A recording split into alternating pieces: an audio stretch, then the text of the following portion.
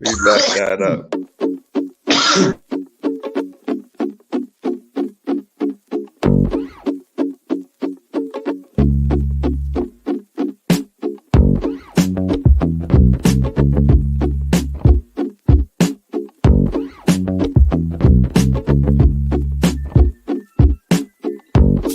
Yes, sir. Yes, sir. Welcome to another edition of the NBA One-on-One with your boy.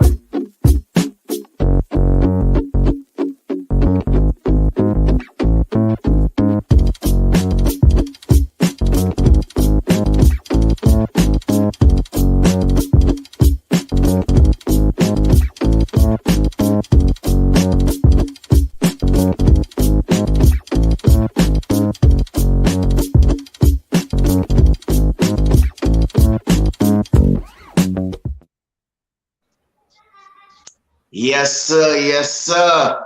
And it's another edition of the NBA One-on-One brought to you by the Lawrence Tears family. And today we have a special guest in the house from the Nothing But Knicks channel. Is the Still Knicks family, Ron and John. What's up, fellas? What's going on, Steph? What's happening? What's happening? Man, everything is blessed, man. Everything is blessed, man. We had, you know what I mean? It's been a busy week. The NBA is crazy from the east to the west. Are y'all guys ready to chop it up? Yes, sir. That's what we're here for. That's what's up. That's what's up. That's what's up. That's what's up. So normally before we get into it, we normally have what we see from the NBA within the week, right? So I'm gonna go ahead and pass it on to you, Ron, and tell me what have you seen during the NBA week that's have impressed you so much? Well, this past week, I think it's been a kind of a week of high scoring and high individual scoring. You've seen a lot of players get big buckets. Depends on how far back you want to go with the week, but you saw Ja early in the beginning of the week get a high scoring game. You saw Tatum go for 50. You saw Kyrie go for what, 50. We saw today Durant go for 51. There was a couple other surprising things. Gary Trent Jr. went for 42. Last night, this dude from Portland went for 40 plus Josh Hart. Like, there's been a lot of like individual high scoring games from some of these players. So I think that's interesting, especially going down the stretch, getting close to the playoffs. Nice. And what's impressed you with this past week, John? I would like to say the same thing. How many players are going off right now? It seems interesting. It's almost like an outlier of how the NBA is played today. Like you have an opportunity, there's more spacing, and players who can score at a high rate seem to be coming along and putting up great numbers. It's interesting to see. Even Clarkson, he threw up like 40 plus. You know what I mean? So it's interesting. Given the opportunity, right? Because Clarkson, I think they give him the starting nod his last game. And this is the NBA, right? It's the elite of the elite. So these players, they can score in bunches. So it's just interesting to see that you're seeing a lot more high scoring games by individuals versus, a combination of players. Right. Yeah. My impression of this week has been the Minnesota Timberwolves. They have been on a surge. I think they have won their past 5 out of 7 games, I believe, and they're close to that 6th spot. And their Cat Anthony, the point guard that they have over there, I think they're gelling, and is only a point in time. Wouldn't give them probably another 2 years that I think that they will be a good, solid playoff team, not necessarily a championship contender, but you could see what trajectory of the Timberwolves heading into that direction. So I just want to give a shout out to the Timberwolves. I see y'all trying to do y'all thing. Keep up the good work. Keep up the good work. So before we continue, tell them where. No, not tell them where, but tell them the fans about your show and tell them what you do during a weekly basis. Either one could answer. John? So basically, we are a weekly recap show. We come on once a week. We generally have recently have gone on live on our channel, Still Knick Fans, and we do a weekly recap. We'll watch a week of games, of the Knicks, and we sort of recap that week. But we sort of do we mix in a little bit of variety, a little bit of game a couple of games here and there. We most recently brought back the risers and fallers, so stock risers and fallers, players on the Knicks team that are sort of doing good, we'll highlight as risers, and those who aren't doing so well, we'll highlight as fallers. But that changes week to week, right? And then we also do sort of a prediction at the end of the night of us doing our recap. We'll do a prediction part of it where Ron and I will predict the upcoming wins, and we'll circle back the week after and see how we did. And also we engage the chat to sort of get into our conversations and also pick who they think will be the winner of the week. So a little bit of fan engagement. Right. Okay, so that's what's up. So fellas, boys and girls, ladies and gentlemen, if you haven't as yet, go on to their channel, like, subscribe, put on your notification bell. They give you great content there over there on the Nothing But Knicks network with the Godfather Sims over there. So you know what I mean? They looking for what? Y'all close to 1,000, right? That's by springtime. Am I correct? We're trying to get there. We're definitely trying to get to 1,000 subscribers by springtime if we can. We're around 640, 600 something, 40 close to the or 7. so.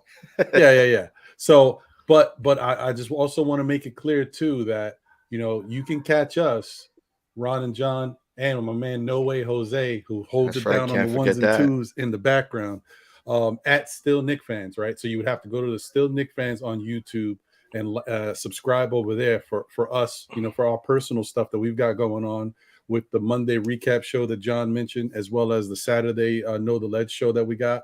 And then you could also subscribe to Nothing But Knicks and catch us on the NBA report in the middle of the week. We do that over there. So, yeah.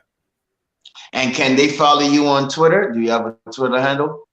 That they can follow us on Twitter.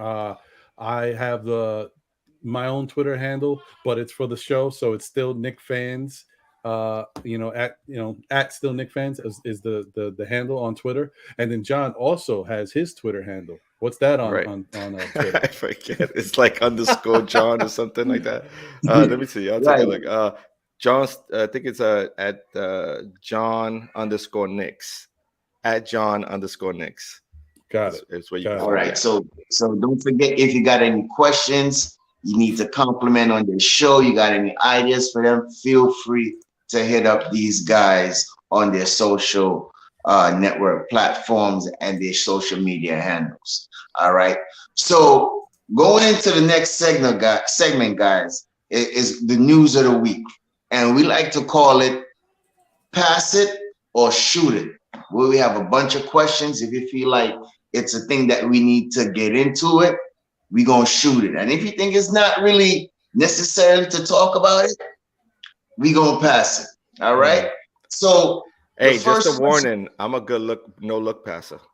Good with those. Oh, look who's coming in. Oh, it's yes, the guy Soul Finger.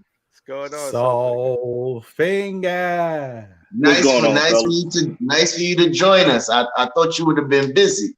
Hey, got things wrapped up sooner than I expected, bro. You know, I was trying to come on in as you, hey, like my man said on Lost in Space, never feel soul fingers hit. All right. All right, all right, all right. So it's good to have my co-worker with me, you know what I'm saying, riding. So, so it ain't gonna be a 2-on-1 because you know how Ron could be. You want to jump people. Nah, but Very you trying to get that vicious. fast break on me. I see you. Nah, see, I know. Hey, Ron, Ron, you already slipped and told me you 6'5", right? I am. See, you Yes. trying to post my man up, man. So You you know got what the I'm height on saying? you gonna try Yeah. to post my man up. So Unbelievable. so it's good to be even, 2-on-2. Good. So the first question, Pop moves to the number one all-time wins in NBA history. So should we pass it or should we go ahead and shoot it? What do you guys think? I'm gonna say it to Ron.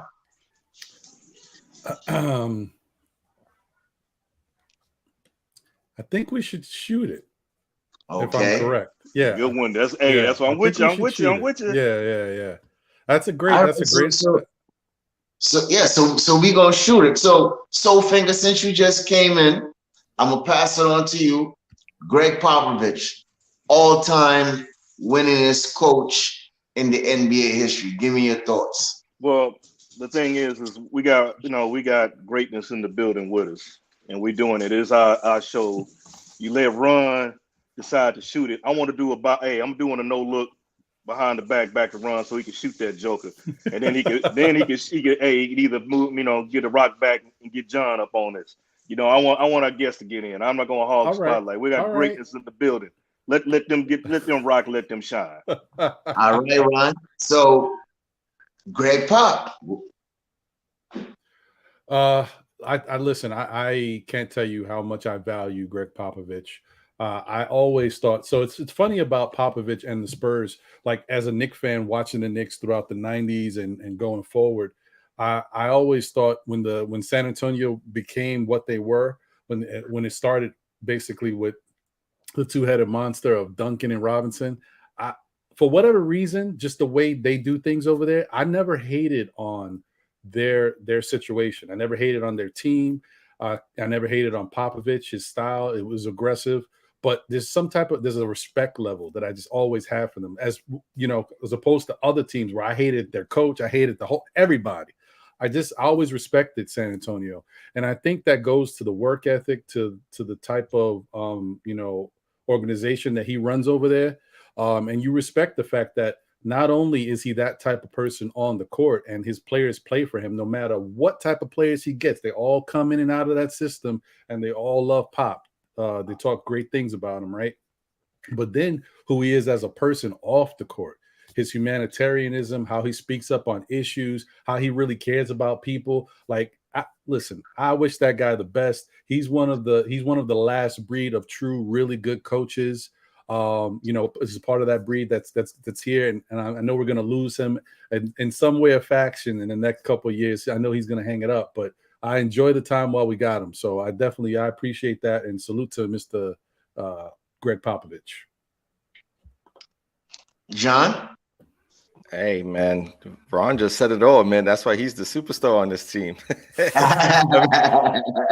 There's not much more to be said. I mean, Pop has held his own through decades, and he's been an elite coach. He's won multiple championships with different type of rosters put together, and he's had a hand in almost every step of the way in developing young players and developing a team of players or collaboration of players that some may have not thought them to be championship caliber. You know what I mean?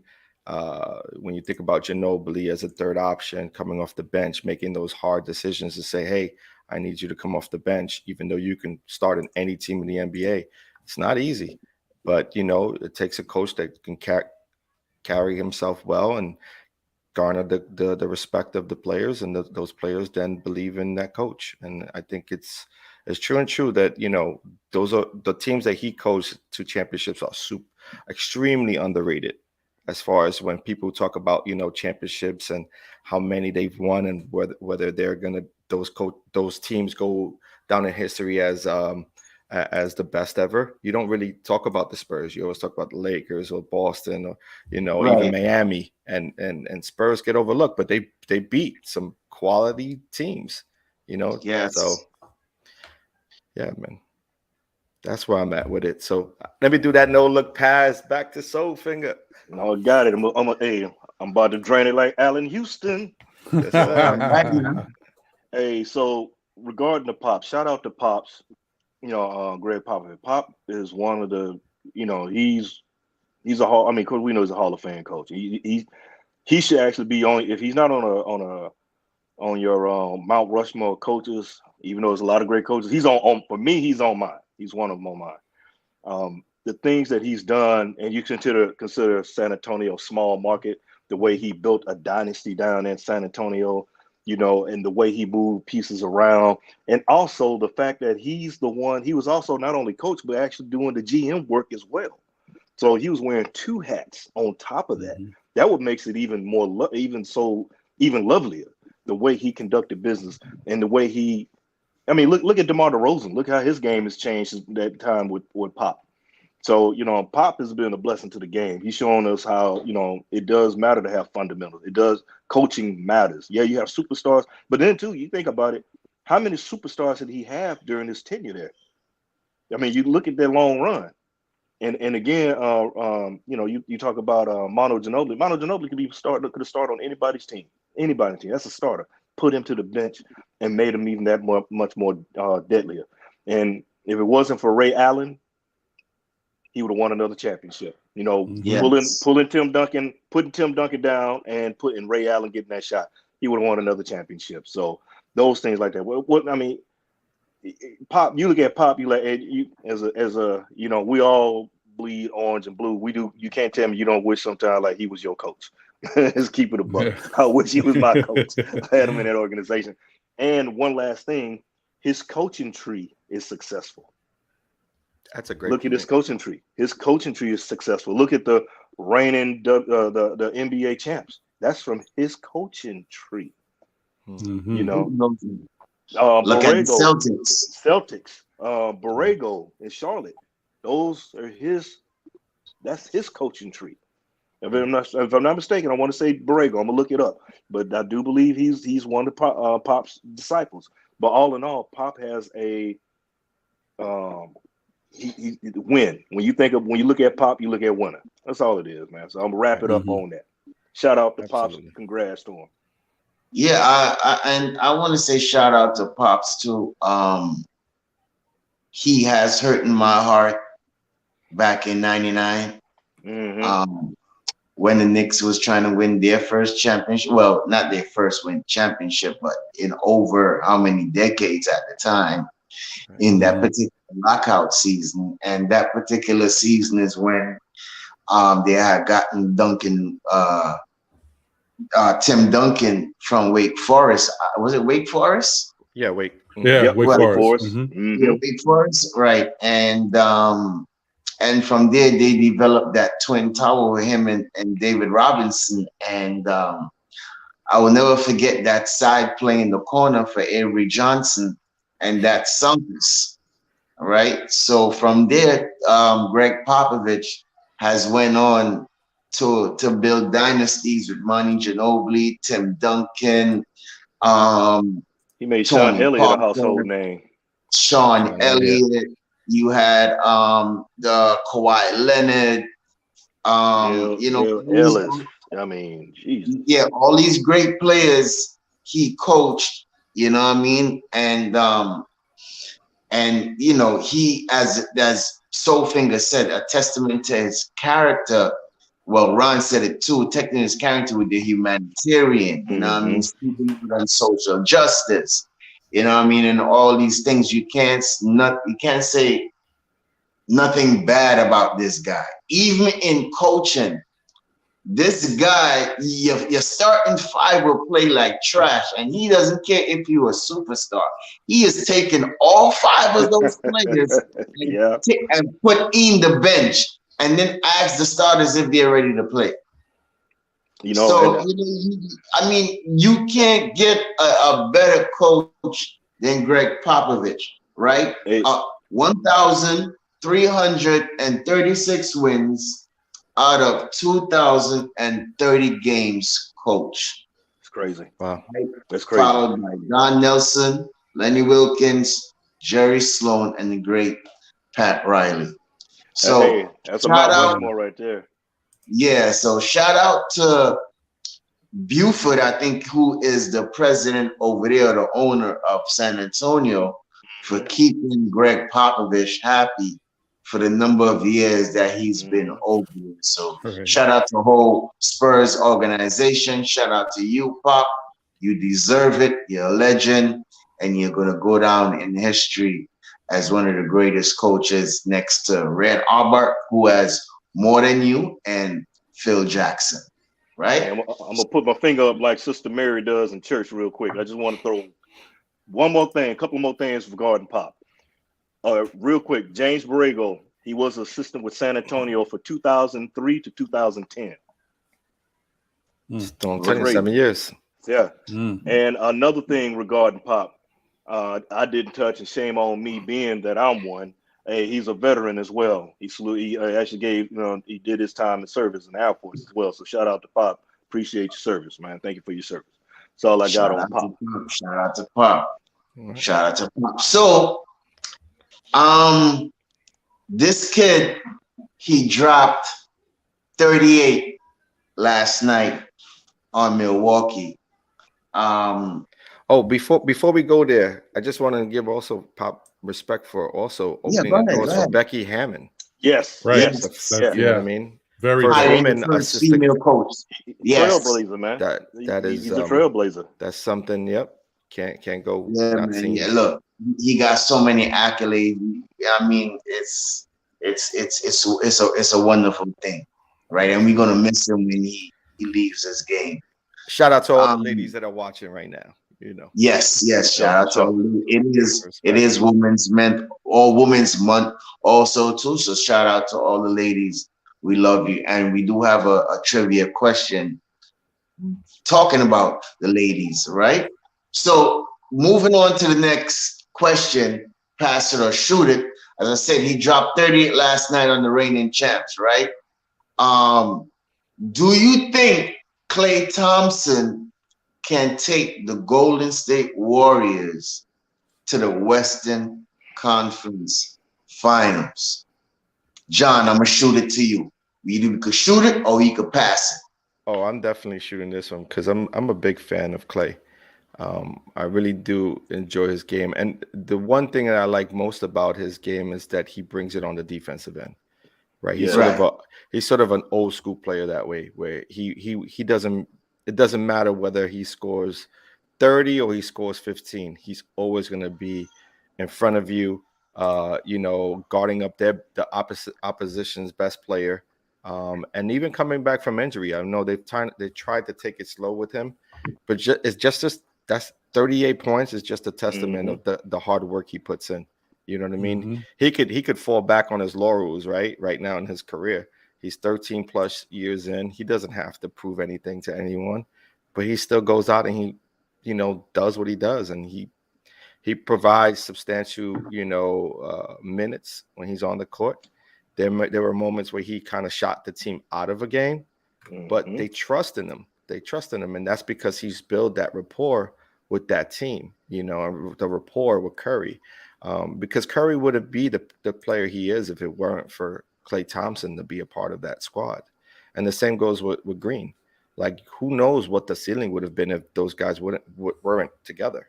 Some would say that Curry would have been, gone in the first, 6 years of his career because he was injury plagued, right? But just the mere fact that, you can spell Curry from having to play defense because you got a guy like Klay and you got a guy like Draymond. But Klay is definitely that guy who's gonna press up on the opposing team's best player. So I don't want to say that it's just him alone. I think that core is gonna get healthy, and then they're just gonna bring it in the playoffs. I think they're just built to win playoff games. So I think he'll be a part of it. I think he'll put up some numbers. That's for sure. And so, you want me to quick pass it? Should I pass it to someone? Yeah. I'm gonna go to you, Staffer. I'm gonna go back to you, Staff. All right, so I'm gonna pass it. You know what I mean? I'm gonna do that. All of that there. I'm gonna pass it. You know what I mean? I'm gonna pass it right back to John, to Ron, not John, but Ron. Nice. All right. Hit you with the pocket pass. Hit you with the pocket pass. All right. Yeah, I'll shoot it. Everything John just said, I agree with. The only thing is, if we're talking specifically right now, if for some reason Draymond Green doesn't come back, I think he will be back. But if he doesn't come back, then my answer is no. Because I don't think this team can win a championship without Draymond. I think I've noticed because of, this is why I make this little joke about it, but it really does help people. And for people who don't have time and can't watch a lot of sports or can't watch all these games, fantasy sports helps you out. Because you look at your team and what players are doing, and then you look at the team that's playing you, you get to see some stuff about these players like, okay, they're killing me right now. Oh, wait. Oh, no, they're losing. Oh, they don't have Draymond. Oh, yeah, they're losing. Yeah. So you see this type of stuff. And I would say that Draymond makes a huge difference for that team. He's a great, oddly enough, he's a fire cannon. He's a loose cannon when it comes to his emotion, but he's a really smart, heady guy. He teaches these young guys how to play basketball. He puts you in the right position. He ushers you around on the court. Like, he's the quarterback of that team. So I think without him, it'd be very tough to win a championship. But I definitely think Clay is a big piece. He can definitely help him. Definitely. So I'm gonna get up on that. And Clay is one of my favorite players in the league as well. I love Clay's game. I really do. He doesn't, people think of him more of a scorer, but you don't think about his defense. I think he's one of the top defenders in the league. Anybody that can rock a Jackie Moon outfit for Halloween, that's my man. But the thing about it, all in all, I agree with Ron. The Golden State needs Draymond. Draymond is their lifeblood, and it's already proven that they can't win without Draymond because they lost the championship when and I sure hate to quote Stephen A on this, but I got to. When the NBA gave LeBron a stimulus package when they suspended him that went out during the championship, opened the door. Golden State wasn't the same, and as you see now, Draymond hadn't played since January because of his back, and they haven't been they were winning games, but it wasn't with the same potency. You don't see the same energy that in-game toughness they need. But you saw a difference when Draymond was sitting courtside, sitting on the bench with him the last game. You saw what he brings. But Clay, once Clay gets rolling, oh man, he's a beast. He's a monster. I love his game. And the fact is, he doesn't have to go in and drop 30 or 40 or 20. He can get you 10, but his defense, man. The defense, I think he's really underrated as a defender. I think he should get up there in his props, especially because he really is a two-way player. But he's known for that beautiful shot. That stroke is something else. It's potent. And like you said, he can pull up from anywhere. But the beautiful thing about it is he can put it on the floor as well. So, we talk about Steph and his handles and stuff and how he get around, but Clay kind of gets overlooked because of Steph. But those two together, you can't. Yeah, they are the dynamic duo. I don't consider them a Batman and Robin. I think more of like a Batman, Superman type thing that came together, and the rest of them like the Super Friends with them. Right. The rest of the teams like the Super Friends. So they need Draymond, but with Clay on your team, man, you always got hope. Right. Agreed. You know what? I can't. Everybody made good points, and I think Draymond Green is the key to that to that team, because without him, the defense laps, and with him on the team, I think they are one of the number one defensive team in the league. So, with that being said, they have an anchor on defense, and then they get back Clay to being healthy, right, and not no minutes restriction. I do think they could go on a run to the Western Conference Finals, but I don't think they're going to beat that juggernaut that they call Phoenix Suns, right? With those boys Booker and Chris Paul and those guys that's clicking on all cylinders right now.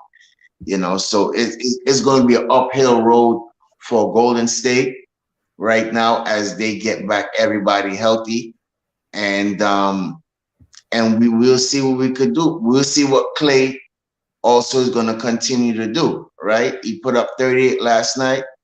Let's see if that could be consistent, where he's putting up not 30 every night, but let's see what they can do within these next 15 games and position themselves for a home spot where they could be the number 2 or the number 3, because Memphis is breathing on their neck, right? And Ja Morant is coming out. So it'll be interesting to see going down for these next 15 to 16 games where Golden State is going to land as far as in the top 3.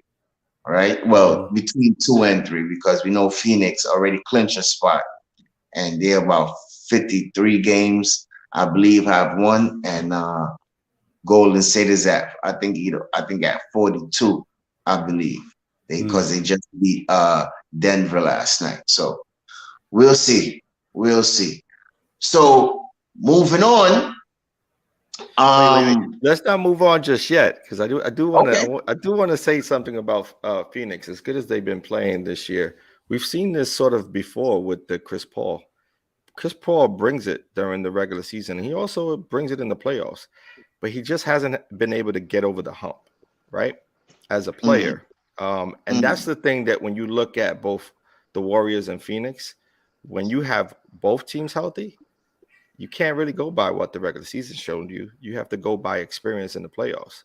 And there's no team in the playoffs that's more dangerous than the Warriors right now, as put together. Right. Because they have the players like Wiggins, and they got Clarkson, and then they may be getting their center. I forget the kid's name. Wiseman? James Wiseman. Coming back. You know what I mean? Like, it's a scary thought to go into the playoffs knowing you got to face a team that much firepower. You know what I mean? So, and the matchup between Curry and Paul definitely has to favor Curry at this moment in time. Those are good points, because you think about because he has won most of those matchups in the past, which is about to say so, Finger. Yeah, well, in regards to that, what John was bringing up, and you talk about the firepower, you got Kuminga and Poole, who are actually playing roles, big important roles, along with Gary Payton Jr. And you got to keep in mind, they're filling in for players that were hurt. Iguodala, he's coming back. Draymond coming back. James Wiseman coming back. That team is deep, is stacked. And Iggy's a bad boy in the playoffs.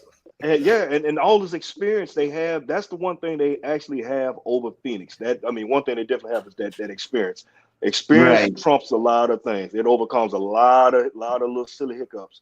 And the thing about it is scary, because the young fellas they got have been getting this experience, that playing time, more so than probably majority of other rookies that were on a better team.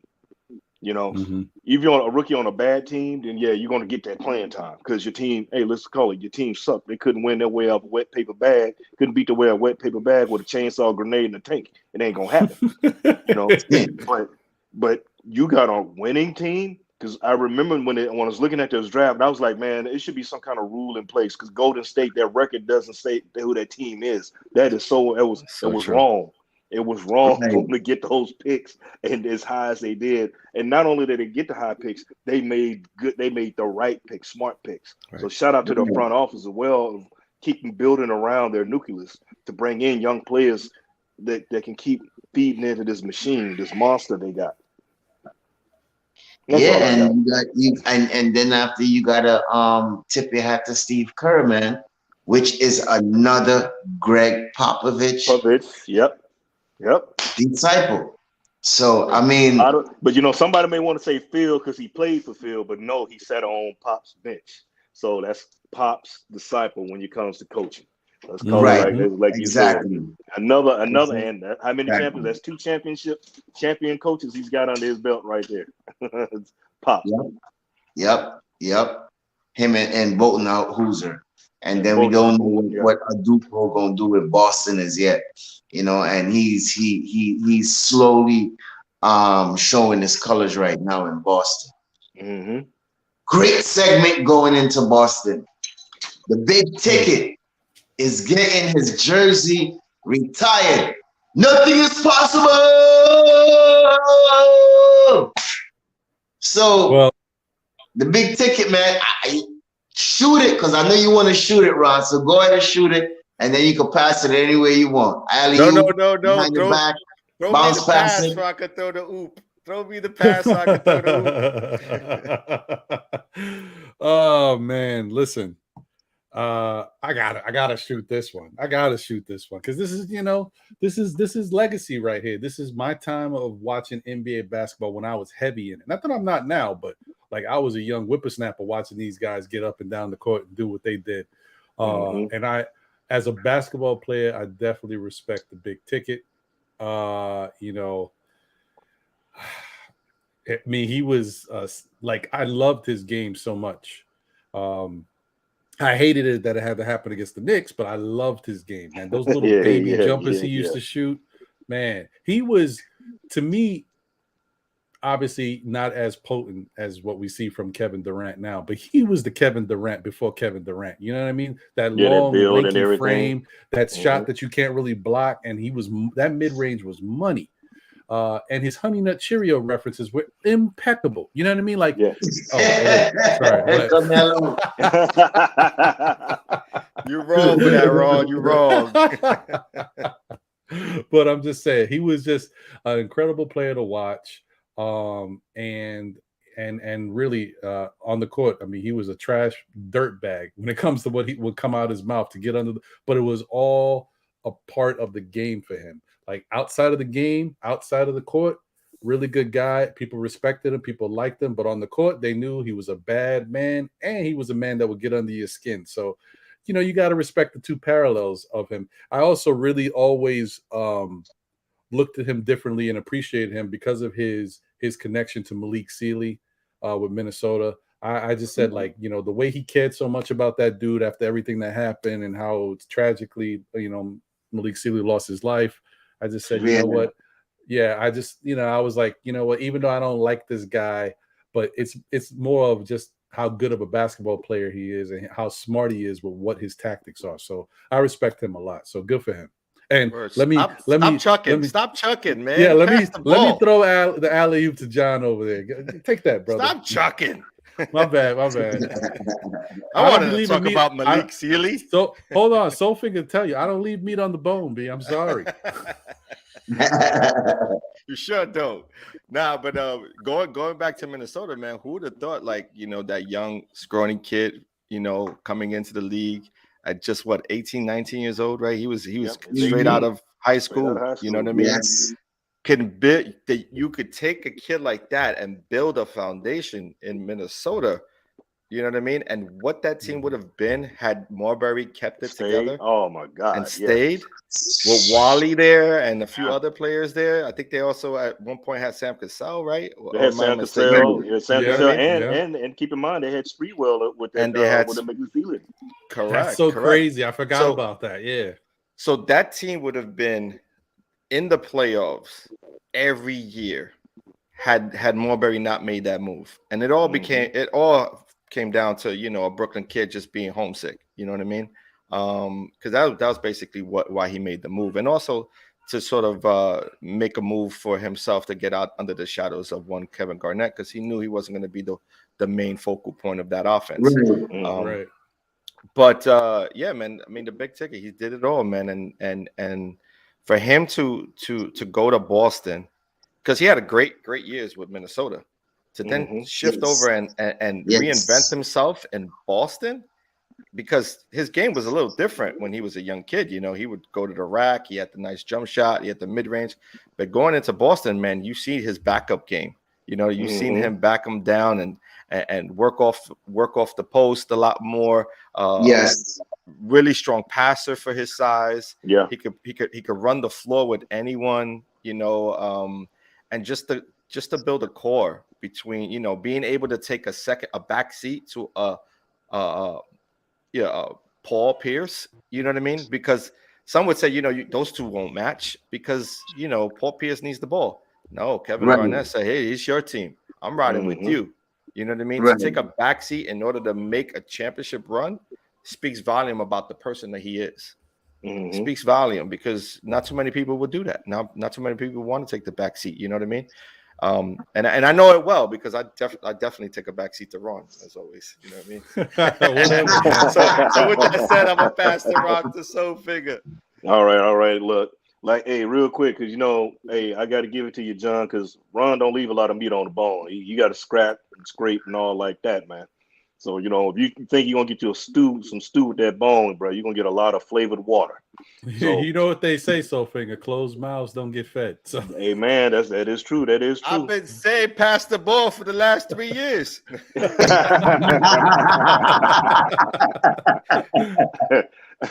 Yeah, well, hey, the big ticket. What can you know, real quick?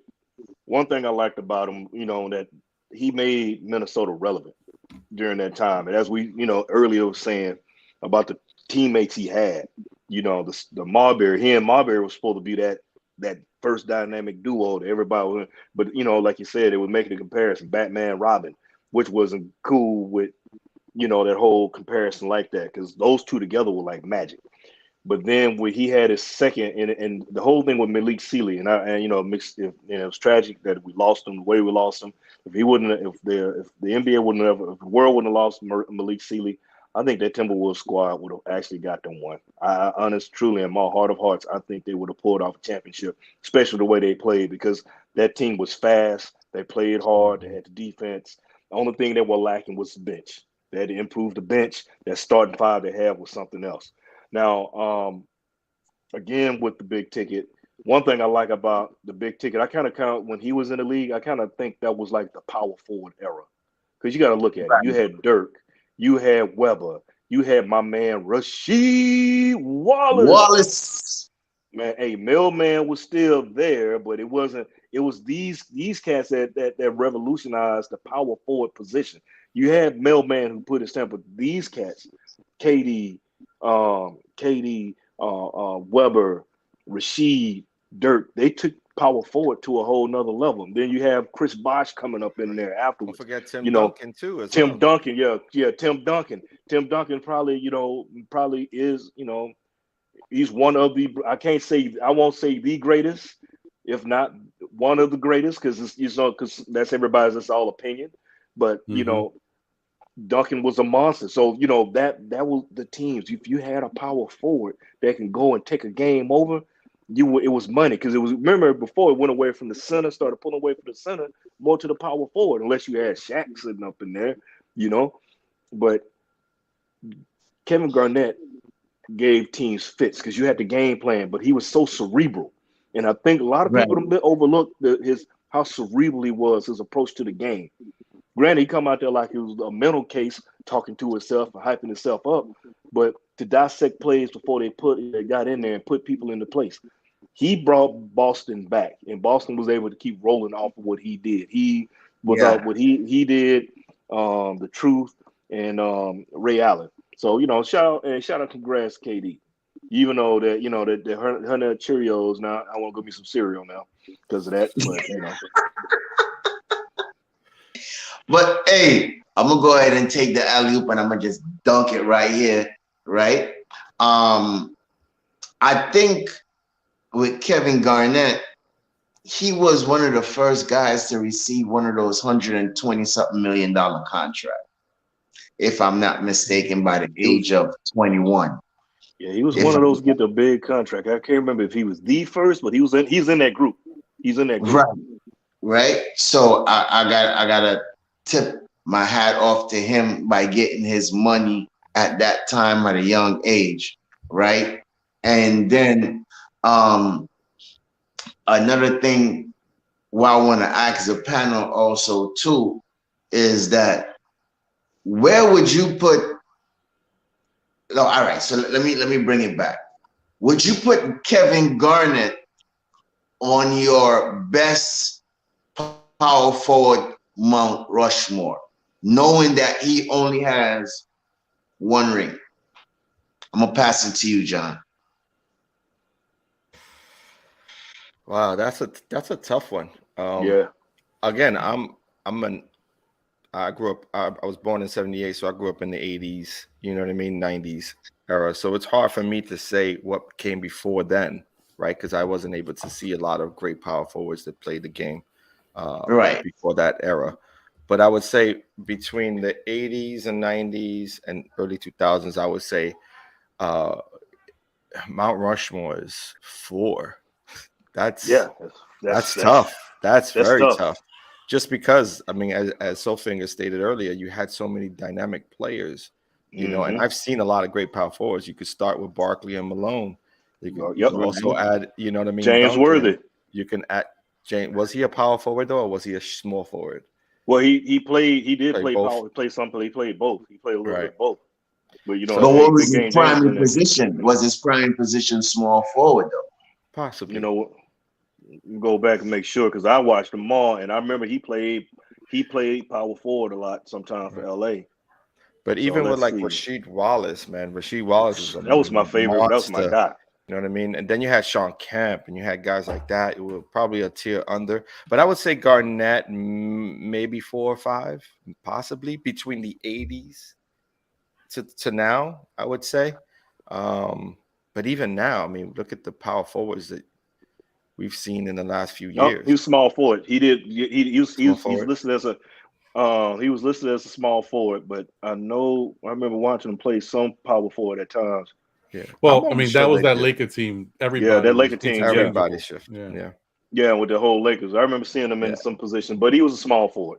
Yeah. So I mean, I'm gonna say top 10. I don't know necessarily Mount Rushmore because that could be interchangeable. Okay, but I would say definitely that's top 10. that's a fair assessment. That's a fair assessment. Ron? I'm gonna have to go with what John said as well. I think top 10 for the time frame that we're talking about. But now, if I'll be honest, if you were limiting him to this day and age, he would be in the Mount Rushmore of these current power forwards. I mean, he's better than 90% of these guys. Yeah. But I would say top 10. Yeah, top 10, maybe. Yeah, that's tough. There's so many good players, man. Yeah, but I would put him in the top 10 because I really thought at some time there was moments where Kevin Garnett was dominant. Like you knew what he was going to give you every night, and you just had to, okay, that's what he's going to do. Who else they got on the team we got to worry about? So yeah, I hear you. Each one of those power forwards that we named, the others I had named. I've seen KG give them the business, and vice versa. And then you're saying because it's hard to put top because I'm gonna tell you another power forward that gets overlooked. I think, and he's one of my favorite of all times as well. Power forward is Kevin McHale. Love Kevin McHale. Yeah. The man of 1,000 moves. His footwork is elite. And I'm always one of those. I'm always big with young players. You need to reach back in history. And speaking of Kevin McHale, who was KG's coach at one when he was in Timberwolves? Kevin McHale. Right. He worked with KG. You know what I'm saying? He worked with him, and so it kind of, you see what I'm saying? You reach back into the past to learn more and get to use moves because we don't see that kind of footwork in today's game. Not like that. It's very few and far between. So he's in the top 10, but I can't. I'm not going to even try to say Mount Rushmore because I had to break out my abacus and pie charts and bar graphs. No. You know what? That is a fair assessment because I wouldn't put because there's way more better power forwards at the 5 that's better than Kevin Garnett, right? To go on that Mount Rushmore. So I would say top 10, probably even top 12. Right, power forwards of all time. He's definitely top 10. I don't see him. Yeah, because I don't think he's in the 75, right? He's not in the 75. Oh, he is 7. No, he is. He is. He is Yeah, in he made 75. it. Is He won in 75? 75. He made the Yeah, he won in 75. Yeah. 75. Oh, he made the 75. Okay. Yes, sir. Okay. Who didn't make it Okay. was Clay Thompson, who we talked about earlier. That was Yeah. sort of Well, that was a Right. surprise. That was a Right. surprise right there. right. Him and Vince Carter were the surprises for me. Yeah, that yeah, didn't Vince. make it. Dan, that's another one. Vince should have been in there. Yeah, that's exactly. Those are some surprises. And then you had to, well, who would you take out? So you had to kind of look around, and I had to go back and look again over some of the, because I can't say about the older, but you had to look Yeah, at it I again. was looking at Dave the Butcher and saying, "Really?" Right. Again, Yeah. yeah. All right. So moving on. I'm dribbling. Now, do you think Philly is ready to make that push, knowing what you've seen Kyrie and Durant do to them a couple of nights ago? Do you think Philly, because I heard Charles Barkley said something very interesting, right, on his broadcast. If Philadelphia doesn't win the championship between this year and next year, that will go down as the worst Yeah, I trade remember saying that. Yeah. in history. So with that being said, can Philly make that push to be a championship next year? And also, well, this year and next year. I'm gonna pass that alley-oop pass to Soul Finger. All right. Well, I'm gonna shoot this Joker because I think this is something. I think that I guess we want, because I see the gears turning and run in his head. You see, hey, John over there rubbing his hand. Hey, he got the Birdman hands going on over here. So yeah, so let's get it. Regarding Philly and this whole situation with this trade, it's very interesting because I know everybody at the panel and everybody in the chat watched that game because it was an interesting game, and we wanted to see Kyrie go at it with James Harden. James Harden came out. He did. Laid an egg. He laid an egg. But then people were talking about his videos out on him because it was a friend of his, brother-in-law, close friend of somebody, they were out clubbing afterwards, after the loss. But that's how he was the baby as well. Good and giving, celebrate with the baby, with the baby. I know all of Philly, according, and I watched the first take, and according to Stephen A, he's saying that they were livid. They're livid. Everybody's mad with James Harden, so he's already burning a bridge in Philly, and that ain't been there a whole month. So the thing about it is, and then he just get to it. So I'm going around and I tenderize this meat long enough. If Philly does not win a championship within the next couple of years, that trade was a failure. Honestly, truly, it was a failure because you gave up a lot. Only because I look at it, they strengthened Brooklyn. If Brooklyn get everybody on the floor, if they can ever get everybody on the floor, Brooklyn could make out with it. Yeah, Philly's gonna get the assets back. Philly can get some trade pieces or whatever, but overall, their money and all like that, they made this big run, and you did this. If they don't win a championship within the next couple of years, you basically pushed all your chips to the center of the table, making that move. And you made a move within your own division. That says something even more, because now you got to face this cat more than sending him on the West Coast. When you could have sent him on the West Coast a long time ago, because Golden State wanted him. You could have sent him to Golden State and got even more younger pieces to add around. But James Harden, it is what it is. He wanted up out of there. So I just say it's going to be a failure, a momentous failure. And I gotta agree with Charles Barkley. Chuck was right on this one. I just truly believe it. So with that one, hey, I'm doing a no look pocket pass over to John with this one. Nice. I'm gonna take that one, dribble it up. I'm gonna shoot this one, Braun. I'm chucking, Ron. I'm chucking. Yo, time to shine, baby. Get your IQ on. Get your IQ on. I looked at him. I did the look, but I'm gonna shoot this one. You better take this shot because tomorrow, Monday night, I'm gonna be chucking again. Damn it. It's an interesting thing because I'm almost, Yeah, I don't see Philly get. I don't even see them getting to the championship in the next 2 years, to be honest, because the East Oh has gotten so wow. much better. You know what I mean? Hmm. When you think about the team that won it last year, you can't just overlook that team. You can't overlook the Bucks and sort of the what they bring to the table. And you can't overlook Miami Heat and what they bring to the table. Now, you may say that Brooklyn may be the top, team coming out of the East, possibly, but that's also another team that it's either win or you break it all up. They don't have that many years together. You know what I mean? Regardless of whether they went and garnered the contract from of Ben Simmons, they have to win now. You know what I mean? Because they don't have the heart of New York. The Knicks do, even though we're not winning. You know what I mean? So you ain't gonna fill the seats in that arena. So you have to win. And if you don't win the championship, then it's a bust year. And the Right. same you would say the same thing about the 76ers, right? If you don't win by bringing in Harden, you still have a serious amount, like that huge contract right now, you know what I mean, that Tobias Harris is owning, and it hasn't been able to provide any assistance offensively and defensively. So that to me is an Achilles heel. You have Mm. two players on that team now that you brought Harden in that don't play any defense. So you Mm. can't win in Mm. the NBA, especially when the game slows down in the playoffs. When you may have a defensive minded coach, but you don't have the players that can play Right. up to that. You know what I mean? And that's the biggest situation I see for the 76ers. Um, and the firepower for Brooklyn is going to be what it is. They garnered better assets right now. They picked up uh, Curry and Drummond, and those are great pieces to add to that team.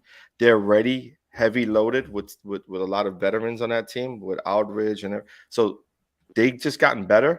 They put them in a better position to win now. I still don't think. I think that Brooklyn's going to need everyone to be hot at the same time and be healthy in order to surpass the Heat, who are well coached, probably the best coach team in the NBA right now, and the Milwaukee Bucks, who won it last year, just to get out the East. Okay. So, Mhm. yeah, that's between the leg pass right there to Ron. Ooh. All right. Yeah. I you Okay. see All you right. seen I hit you with the Yeah. with the white chocolate, right? I did the No, no. I behind the see. I see. Okay. I I see threw it what you between the did there. legs. I see what you did there. I'll take it. I'll take it. I like that. I like that from a PG. Um, I don't. I I want to Hot agree and seat. disagree. I want to agree and disagree. I agree that if they don't do something in the next couple of years, is the trade itself doesn't look that good for what they're trying to accomplish, considering what they already have on the team. However, how much better of a trade would they have gotten? Like, who would have been better that they would have gotten outside of James Harden? Like, James Harden is a really big piece. So I don't know if anybody would have gave them a better package. Did they give up a lot? Yeah, I think they did, but I don't know if anybody would have gave them something better unless they would have gave up less in return. You know what I mean? So I get it. And I don't think that they're, unless they change something in the next couple of weeks, I don't think that they're ready to win right now. I think Milwaukee's a better team than them. I think Miami's a better team than them. And I kind of leave it there. To me, it's between Milwaukee and Miami in the East. The Bulls are a close third, but I don't know. The Bulls got some issues. They did get Caruso back, so maybe they start to turn it up. But I think it's Milwaukee and Miami. And in the West, honestly, I think it's going to come down to the Warriors and Phoenix. Phoenix. Grizzlies are close, but Grizzlies aren't. To me, they're It's not not there ready yet. yet. There are a couple of So I pieces. think, yeah, yeah. So I think it's going to come down to those four teams with an outside Mm. chance for Chicago. Uh, that's the five teams that I think all have a good chance of winning this year's championship. But I don't think Philadelphia's No, ready no yet. chance in Brooklyn, huh? Mm. Nah, I don't think. No, I don't Hey think so. man, We gonna get to Brooklyn, but we gonna get to Brooklyn later down in the show. well, let me But ask you this real quick. Let me throw this out here. uh-huh. Regarding, do you think what you say consistency and continuity is one of the main factors for Philly, being that Y- y- because you make the changes so at the trade deadline like you do, and instead of having a whole season, the summer and all like that to work, because it's very rare that you see somebody make that trade and go over the top like they Right. did. I remember when Right. Detroit made the trade for Rasheed. I knew that was going to be a championship because they had everything. Rasheed was the missing piece. He was that missing Right. link. Often Yeah. you see teams in the middle of a season make a trade this significant, actually go on to win the big one. It's just, if you look at it, it's not often you see it. You would think Mhm. the following season, yeah. I mean, we seen it for Miami when Miami first did their with LeBron, D Wade, and Bosh. Those guys couldn't all get it together, but I think I'm in full agreement with you. Just saying, it could be the continuity and consistency. I agree with that. And let me tell you, to John's point now, if this Philadelphia team, because Harden goes up and down with his play sometimes, but in the Mhm. playoffs, I'm sure they will turn it on. They'll play better. But Harden hasn't shown that he can be a closer in the playoffs. We've seen him have Yeah. levels where once he gets to the Mhm. playoffs, he kind of shuts down. So Right. that's another reason why I'm not sold on them yet. And when I Yeah. said I don't think Brooklyn is a contender, I just don't think they have enough time to get everything together so they can gel. Next year, though, Possibility. with Simmons, then they're going to be a big problem. But right now, I Yeah. don't think it's enough time for them to get it all together. So Just, yeah, yeah. that's how I feel. Yeah, because with James Harden in the playoffs, he got a track record in certain games, certain times. He's out of there like a fart in the wind, man. You hear it, but you don't. But it's gone. Those silent ones, the silent but deadly, I but it's should not gone. have taken that sip of water right before you said that. That was close, so finger. That was close. Yo, Soul Finger with those metaphors, boy. I tell you, boy. Man, Hey, yeah, there ain't but but nobody but got Soul Finger. Soul Finger got so many metaphors, man. He could throw a metaphor, hit you with a hula hoop through a tuba straw, and no, I'm just joking. I don't know. I don't know how he does it, B, man. Hey, man. but Hey. but with Philly though, in regards to me, you know what? I gotta go along with Charles Barkley on that one, yo. I do not see them even probably making the second round, even Mm. past the second round, Hey, you got me in right? my chop. You got me in my chop low over here. Yeah, because I think because they don't have a third legitimate scorer, right?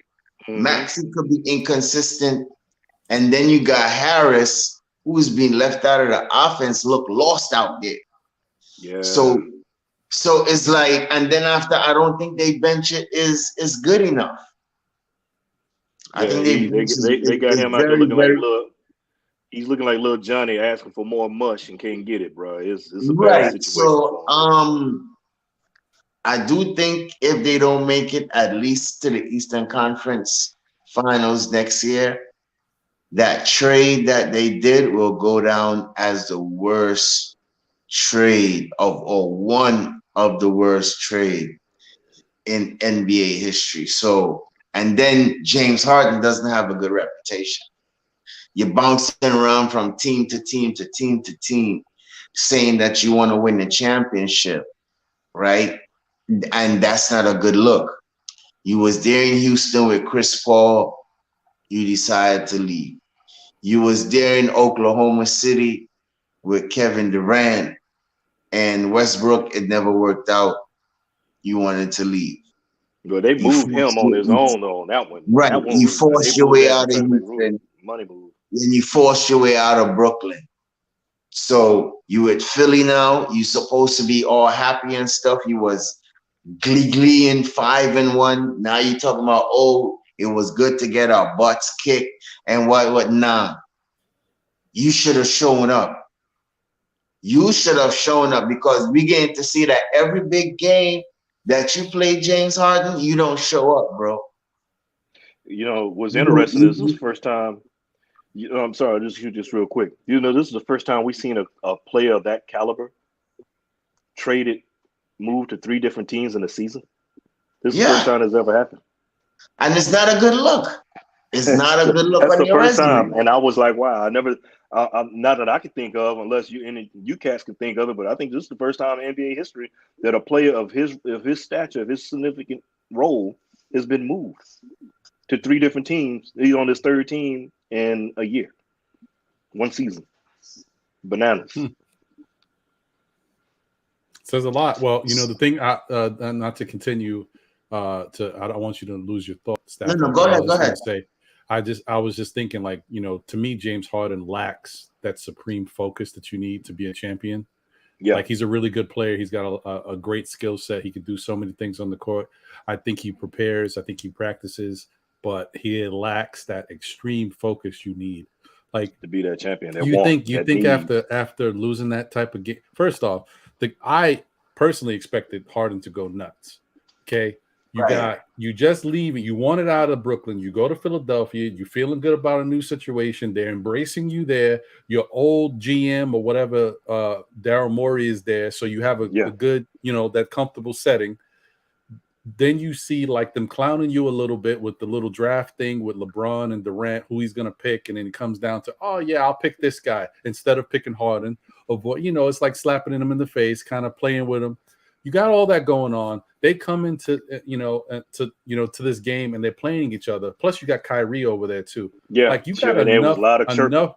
Yeah, you have enough reason to get up for this game. And you lay an egg. Right? Not only do you lay an egg, then after the game, you want to go chill. Do you think Jordan or Kobe, after losing that type of game and not putting up a supreme effort, would go out hanging out? Like, they're back in the gym working out, trying to get better for the next game. Like, add Durant to that list, though. You think Durant would have went out and partied afterwards? Right. Nah. No, that's the difference between a guy like Harden and Durant. That's why Kyrie comes from that same cloth where they're gonna come bring it to you. You know what I mean? As much as you may not like them personally or whatever, as a basketball player, they're elite. They're the elite of the elite, and those are the reasons why they are who they are, and they could challenge anyone. You know what I mean? At any time, and that's the thing with a duo like that, you could give them the ball and get out the way. Yeah, just watch him cook, man. Because you know, after a loss like that, man, if he wasn't in the locker room looking like Trey on Boys in the Hood, we got problems, man. I'm serious. If you lose a game, you should be looking like that, of that magnitude. Granted, it was a regular season game, but that's like playoff. You should be and you're not mad flipping tables, throwing chairs, swinging at the air like Trey.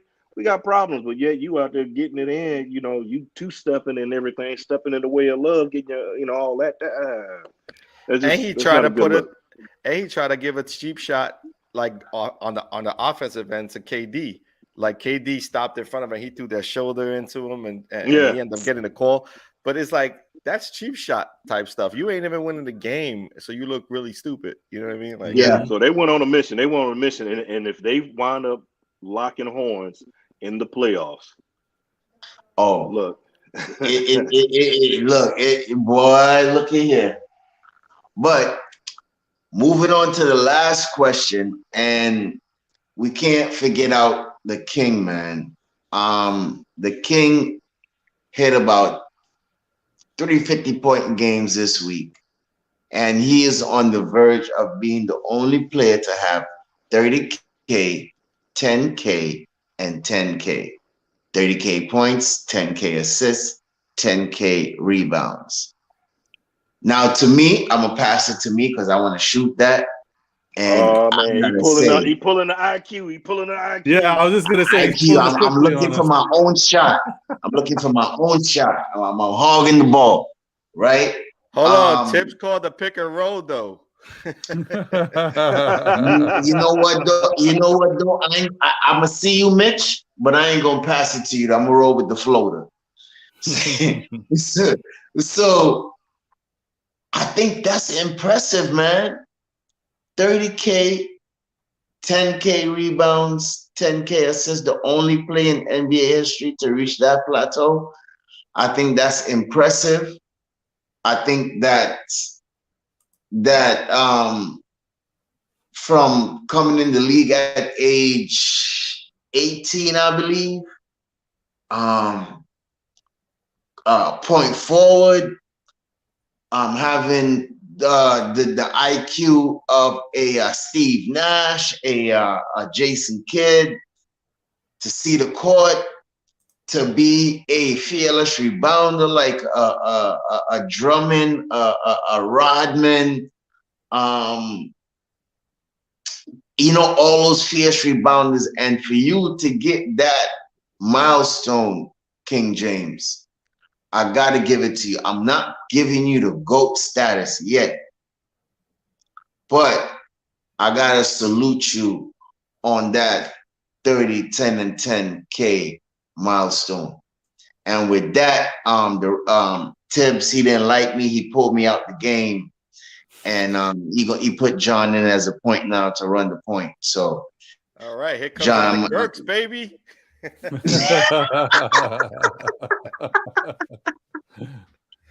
What is Alex? So, John, tell me what you think about LeBron, man, and that accomplishment. Listen, seeing that I'm taking the role of Alec Burks, I'm gonna pump fake it, and I'm gonna pass it off to Ron. Because that's what we do. Oh man, damn. Well, I guess I'll take it. I'll shoot it. I'll play the role of Julius Randle in this case. All right. So yeah.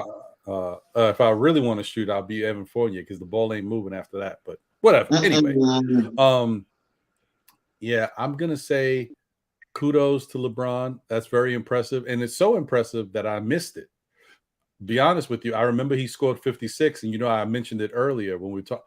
I missed that he scored 50 on the other day. I didn't see it. I don't know what happened. Maybe it was a late game. I didn't know he dropped 50 again. So yeah, good for him, man. And the funny thing is though, after he scored 56, he had to take a day off because he was icing the knees and stuff. So you understand he's an older player, so it took a lot out of him to put those numbers up.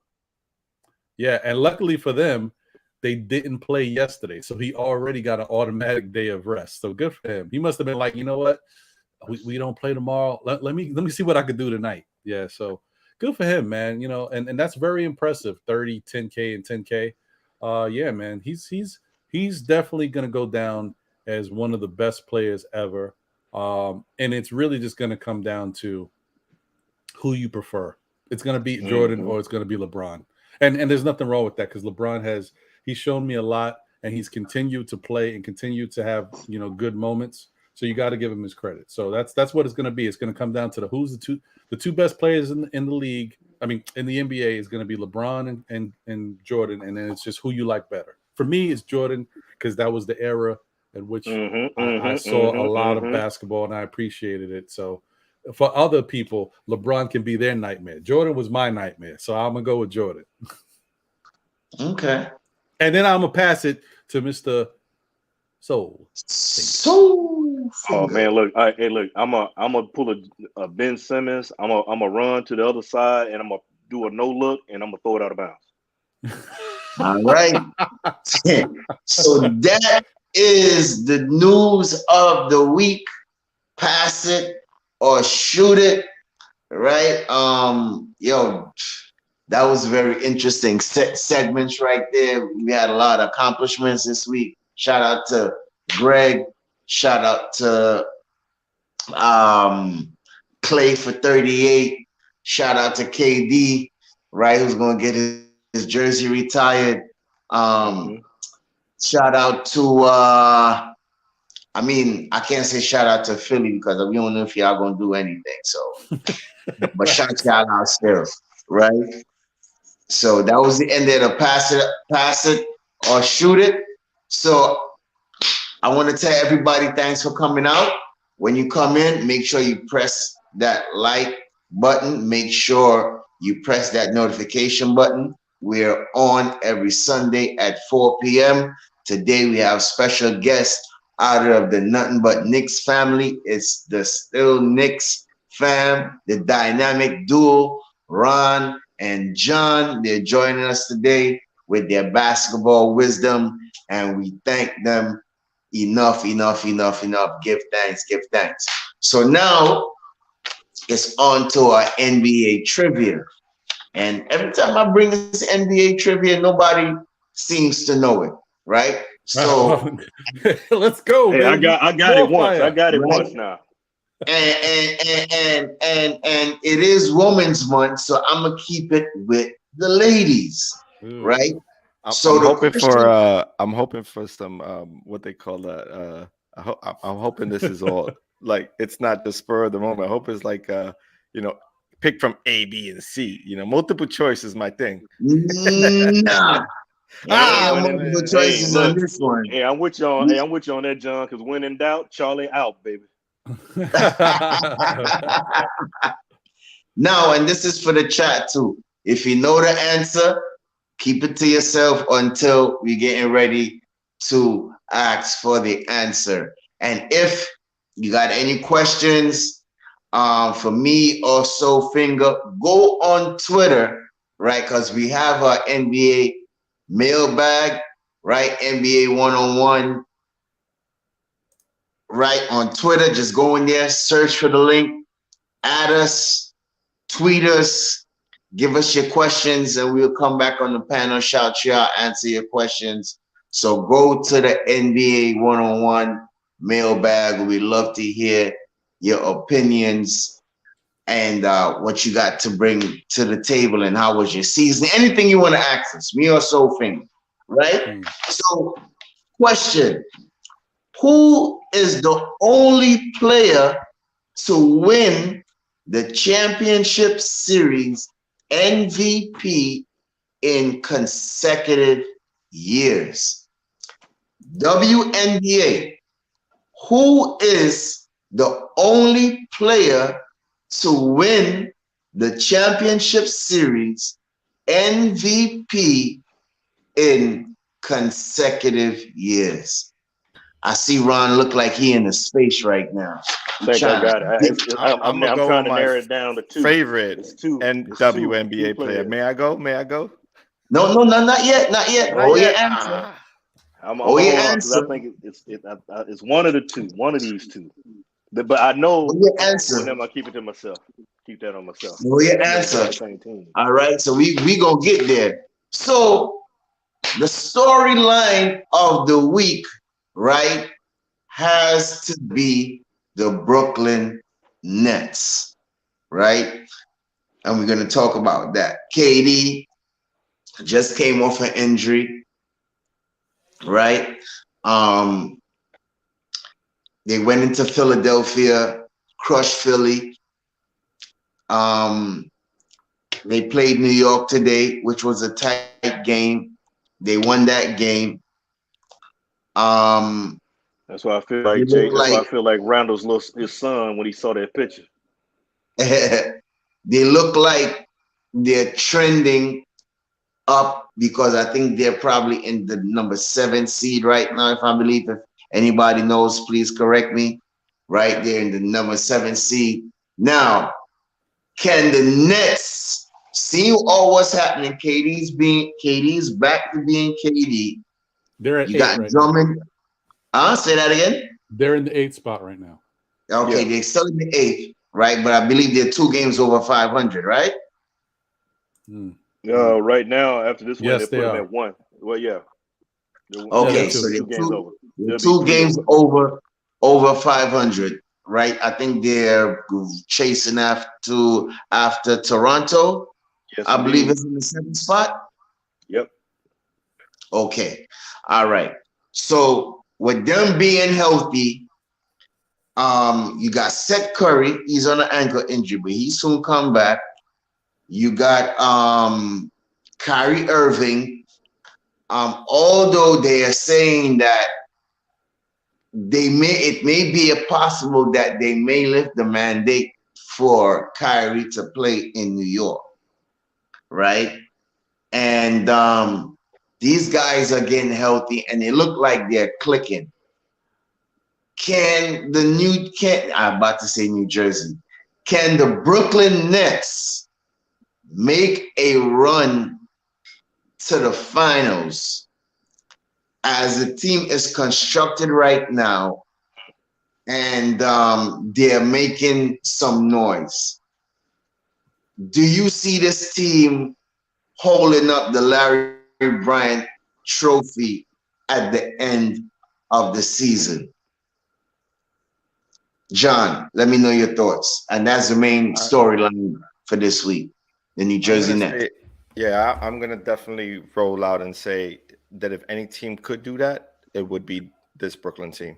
Because again, we're talking about a potential uh, all-star type get if Ben Simmons ever steps foot on the floor on the court. Right, You know what I mean? right. Just that alone will take him over the hump. Now, dumb without Ben Simmons, they still have the potential of making a run at a championship. They would have to, close out games against teams like the Heat and the Bucks, of course, because I think those are the teams that are ahead of them right now to potentially win a championship or be there at the end. Um, but I think if any two players that can provide that sort of dynamic play, I think both Kyrie and Kevin Durant have that in them to sort of take that team over the hump and push along into a championship run. I think that those two can do it. But with Ben Simmons, without a doubt, there's no doubt in my mind that they would be right there. What do you think, Ron? Well, I think I probably already answered this inadvertently earlier. So I'll just reiterate. I don't think so. Yeah, go ahead. Go ahead. Go ahead. Yeah, I don't think so only because of timing. Because I just watched like some of these teams when they have star players and they kind of put them together, cluster them together on one team. It takes them a little time to gel, understand people's positioning on the court, who's the man here, how much time, like how do you move the ball, who needs to be the alpha, who's the, you know what I mean? And I don't think and time keeps flying by. I think as we get closer to the playoffs, I don't think it's enough time for all that to gel. I saw it took the Miami Heat, when they got the big three together, it took them a little over a month in order to start gelling. So I just don't know if they have enough time. Now, they could surprise me, and maybe they've been working together a lot in practice, and they already have something going on and just waiting for Ben to get his mental right. But if that's the case, then yeah, that I would definitely say that's the X factor. But if that's not the case, and they don't have that gelling together yet, then I don't think so. I think they'll be a tough team. They'll be a tough out. I just don't think they have enough to put it together to really be a contender for this year. Ron's a bit biased. He really dislikes Durant. I'm just saying. Not as a basketball, as a person, I think he's trash. But that's different. And let me tell you something else, guys. You know what he did? Do you know what he did? Right now, gambling is a big ticket item for people. I'm not condoning it, but a lot of people are betting on these sports games. The other day before the Philadelphia game, he had 14 points, and Kyrie went for 50. Now, Durant could just be a cool dude and say, hey, man, listen, Kyrie was going. This is why I always tell you about this guy. He always says the wrong thing. He could have said, Kyrie was going, he was hot. I was feeding my guy, let him get his. I can always get mine another day. This was Kyrie's time. No. He said to some guy who bet, and it was like, damn, man, you couldn't even give me the lowest amount of points. He was like, sucks for you or something. He said something crazy like that. Like, he's so dismissive, B. He tied up because he's always paying attention. That's the thing that people don't quite understand with Durant. He pays attention to everything. I'm talking about Twitter, ESPN. He's always on, and this is the type of player that Jordan was. You know what I mean? Paid attention to every little detail. Yeah, every little detail, and hate losing. He hated losing more than anyone else and to ever play the NBA. So that's what you get with a Kevin Durant. He hates losing so much. He had to join a winning team to win one. You get what I'm saying? Like, that's the type he's one of those person guys. He is. He has physical pain when he loses. He can't sleep at night. It starts to your hair start to fall out and stuff like, oh well, damn, it did, but your hair started falling out. But the whole thing with them, and I gotta agree with Ron as well. When it comes down to the championship, you can't overlook Miami. You can't overlook the reigning champions right now. The one thing that they have that these two teams, we talked about Philly earlier, and we're talking about Brooklyn now, is they have continuity and consistency. Those guys played together. They know who goes where. They had that off season together to know who goes where, who You know, we know PJ. Miami knows PJ Tucker. They know Tucker like to hit in that corner three. You know, we've seen him hit one somewhere else, very rare. But you know, in that corner, there's money for him, and you know he's a scrappy, hard defender. You know, the Bucks, they made the moves, and the moves they did make some trades, but the trades they made weren't too big there, too big that it would offset the chemistry of the team as much. What they did to shore up the more bigs. You know, bringing in Serge Ibaka was went under the radar for a lot of big trade, the trade, because we're looking at the big names. But Serge being on that team and what he brings, that size, the experience, that helps. So I see Brooklyn being a problem being a problem. They're gonna make some noise, but I think out of the East is gonna come down to it'll come down to Miami or the Bucks. And I'm kind of leaning, and believe it or not, I'm actually leaning harder towards Miami than I am the Bucks, just for the simple fact of bringing in what Kyle Lowry can bring to the team to have that point guard, because this is a point guard driven league that we're in now. Even though Giannis is a monster, he's not of this planet. He crash landed in a little spaceship from Earth to Earth. That's how he did. He's not from this planet. I refuse to believe that, man. Or he was concocted in a lab, and his so-called brothers or his brothers are byproducts, and they just put him out there. But he was the one. They're just, So let me ask you this, right? We haven't seen Ben Simmons play yet.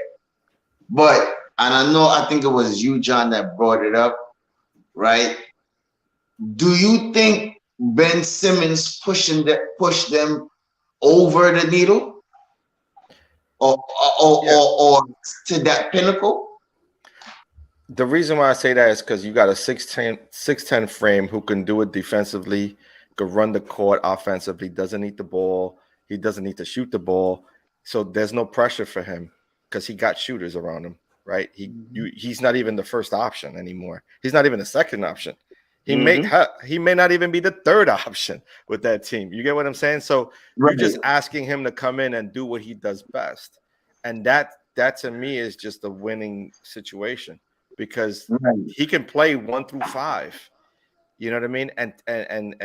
And relieve Durant from having to play bigger guys. That's the biggest threat to Durant is having to do it on the defensive end. Because if you have to make him work on the defensive side, that means he doesn't have much to give on the offensive side.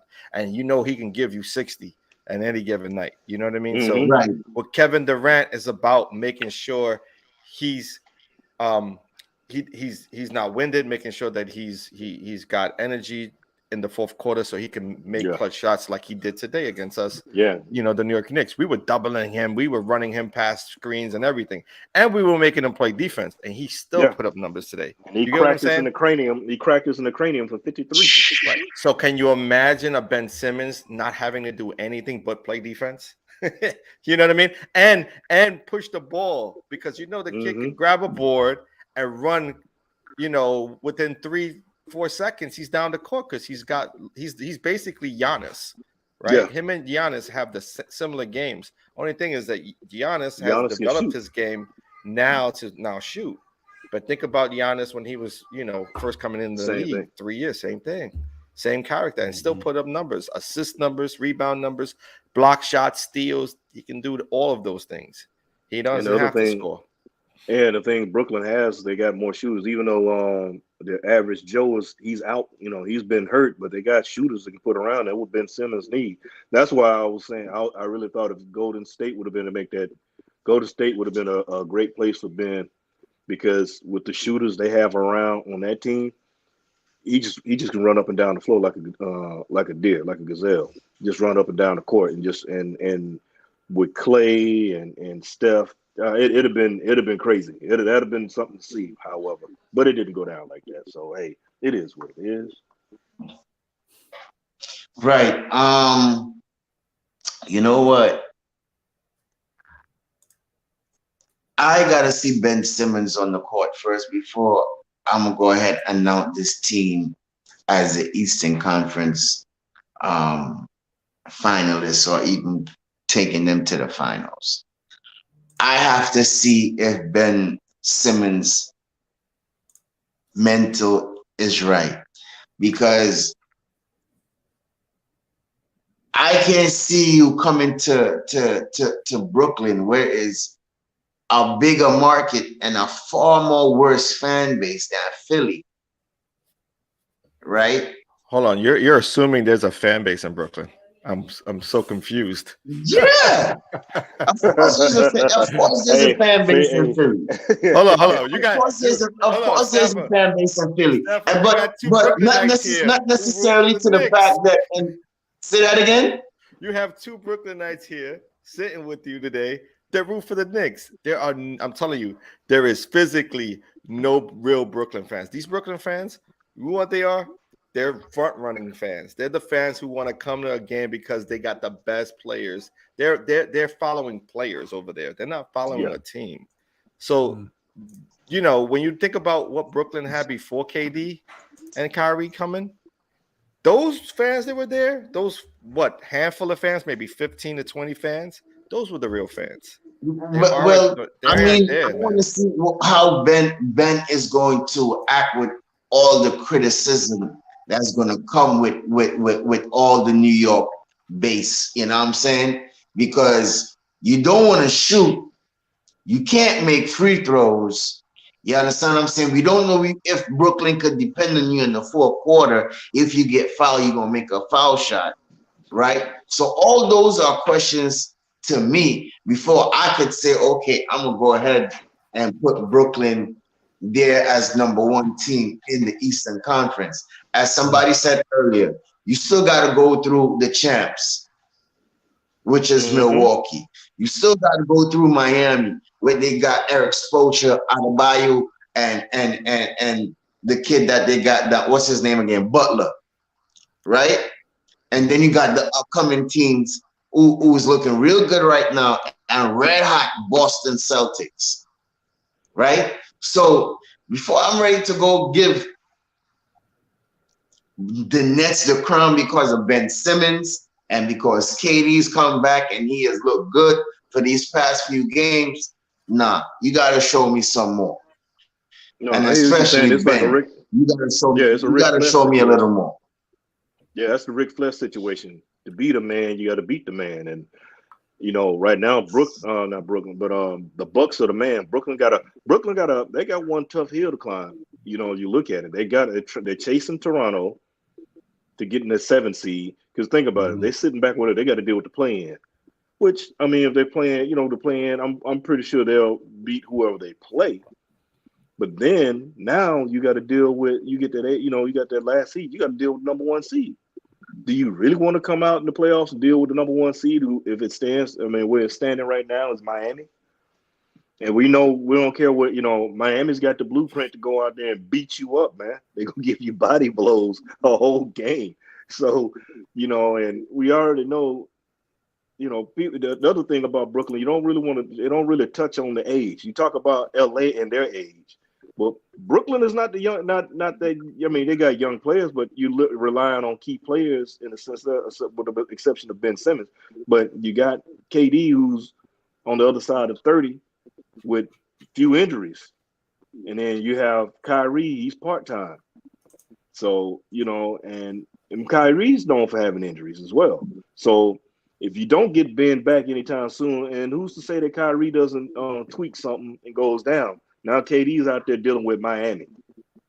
Right. So I don't care who you are. That job is like that's like a one-legged man in a butt kicking contest, man. It just ain't gonna happen like that, man. This is gonna be all bad. Yeah, I agree with everyone on the panel. I agree that I don't see the Nets winning it this year or getting to the championship. But if there is a team, and this is why I say it's really just if there is a team that could do something like that, it would be the Nets if they were all healthy, right? Yeah. Because they have all the pieces. But I Right. don't personally think that they're going to come out the East. I'm in agreement with all of you saying that Miami and the Bucks are the teams to beat, especially coming out of the East. Facts. And Saucy Thanos, that same question that you got right there, just go to Twitter NBA 101 and post that same question in the mailbox. And next week, we'll be gladly to answer that question for you, right? So everybody, Go to Twitter. We got a new NBA 101 Twitter mailbag. If you got any questions like Saucy Tanos, you got an interesting question, go over there to Twitter, put that question in the Twitter mailbag, and next week I'm gonna go ahead and answer that question, right? So that was the storyline of the week, the Brooklyn Nets. Let's see if they could make it to the finals. Okay. KD just coming off an injury. Hopefully, Ben Simmons, we could see Ben Simmons back on the court to see what he could do. And let's see what Brooklyn could do, man. You know what I mean? So that's it for that. So if you just coming in, you just joining us, shout out to Kaiser. So say you was wondering talking about Brooklyn Nets. Yeah, that was our storyline of the week. Yeah, you missed basically half of the show. So make sure you press that notification bell. All right, so you get up to date when the shows is gonna come on and when we're gonna air. 4 o'clock every Sunday. Today's guest is Ron and John, the Still Nick fans, dynamic duo from Nothing But the Knicks channel. Give thanks for having them here with their NBA knowledge, right? They've been shooting a lot of alley-oops and dribble passes, you know what I mean? So, you know, that's what we like here when we come on the NBA 101. So, NBA trivia question answer time, right? All right. So the question was, who is the only player to win? All right, let me say it again. WNBA, who is the only player to win the championship series MVP in consecutive years? I'm gonna say it again. WNBA, who is the only player to win the championship series MVP in consecutive years? John, since you were so eager to answer. Hold on one second. So how do we go about doing this? Because if John gets it right, then no. But if he says it, I'm not going to say if it's yes, if it's yay or nay. So okay.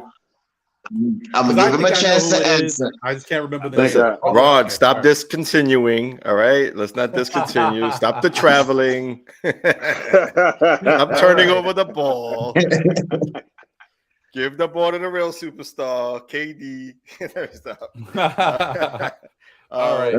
So, John, do you think you know who it is?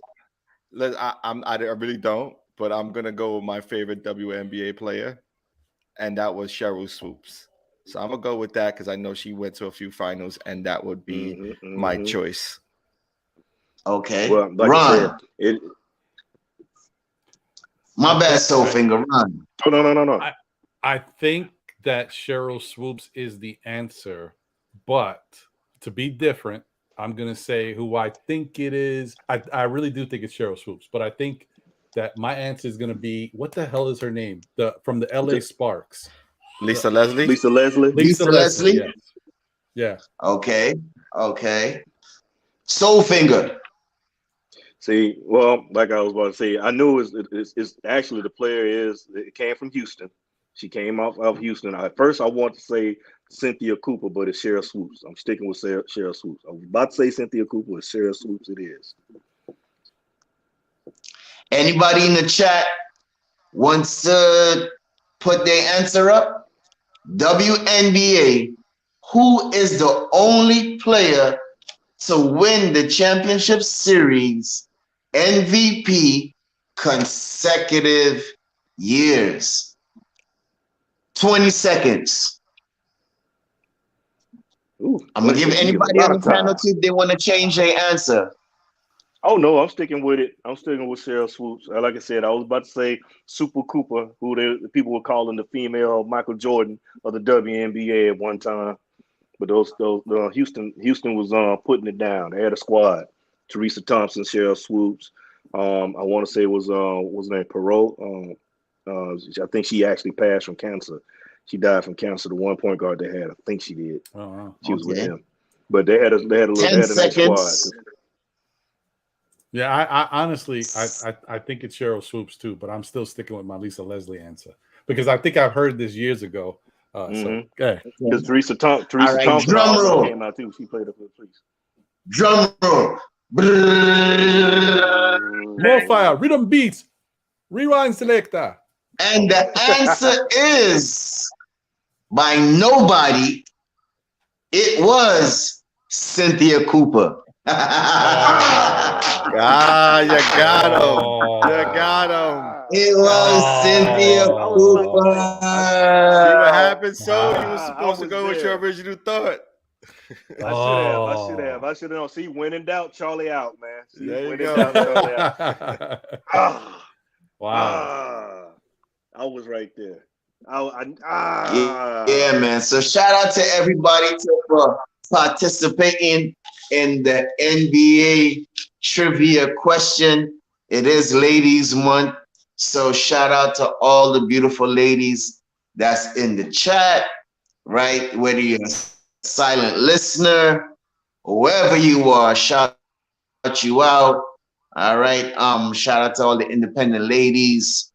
Shout out to our moms, because if it wasn't for our moms, it wouldn't be here, right? So shout out to all the beautiful moms, all the beautiful baby mothers, right? All the entrepreneurs, the business ladies. Even I was to even mention this last week too, and I forgot her name, and I mentioned it to Ron yesterday. Shout out to the young lady who is a GM, first ever GM of the G League. So shout out to her. I forgot her name. Yeah, young lady. I think she's from Seattle. So shout out to the G League for hiring that young lady, right? So Soul Finger, I'm gonna need you to grab the coaching board, and I want you to take us to the games of looking ahead for this week, right? All right. Right now, because right now my system is giving me a little issue. So give us the note. Go ahead. But what about our predictions from last week? You got those up? Who was Well, this is the thing. You caught me off guard since I didn't think you was coming in this week. Today, I didn't tally up all the scores here. So we're gonna do the predictions this week again, and next week I'm gonna tally up the scores from next week and this week. So all right. You caught me off guard.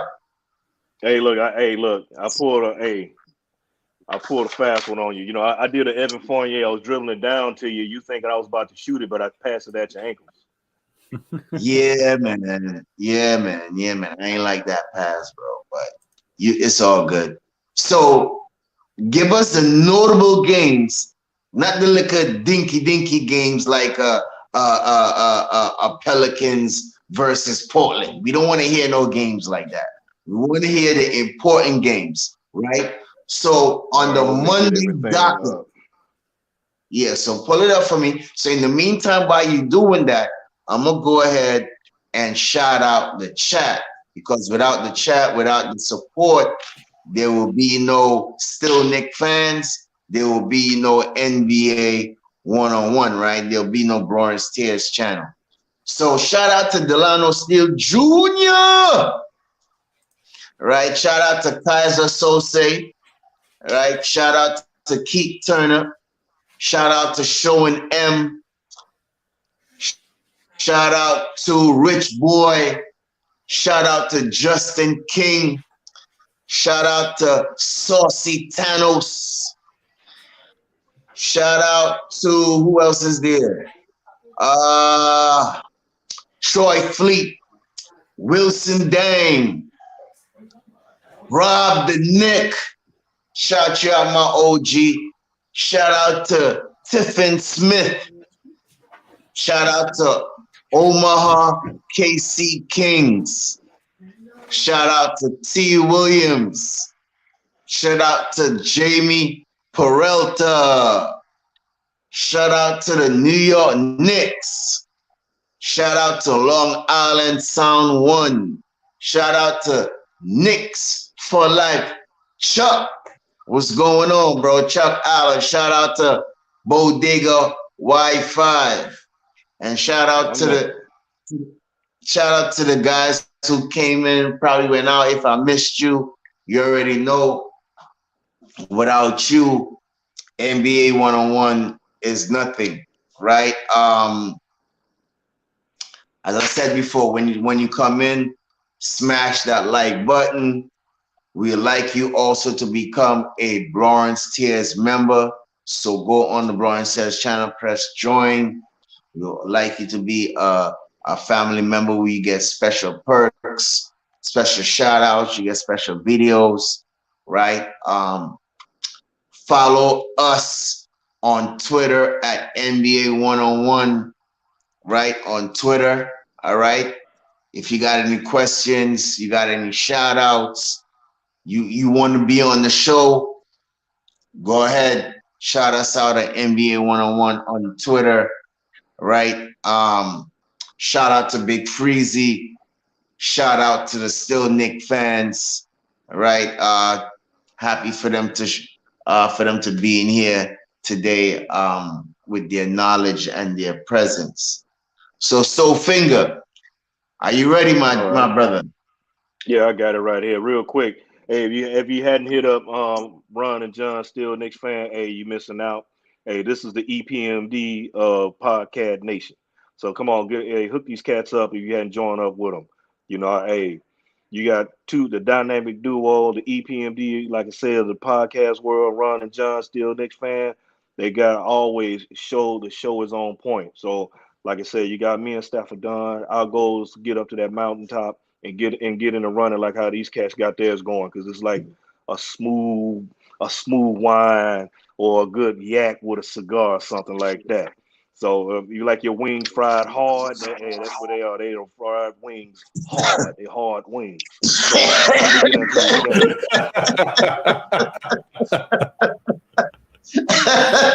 don't nobody say it like Soul Finger say it, man.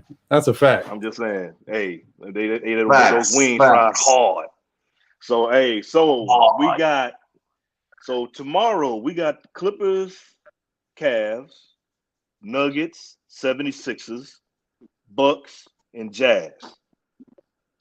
Those are three big games. So yes, Clippers, Cavs, Nuggets, 76ers, Bucks, and Jazz.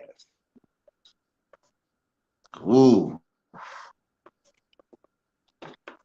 Some rather interesting games. Me, myself, I already know. So Ron, I'm gonna go with you first. I'm gonna go with Ron first. Which of those games interest you that you want to see, and who is your winner? And after that, pass it to John. All right. So you said Clippers, Cavs, Bucks, and Jazz, right? Mm-hmm. Nuggets, 76ers. Nuggets and 76ers. Okay. So off the bat, the one game I'm really interested in is the Nuggets versus the 76ers.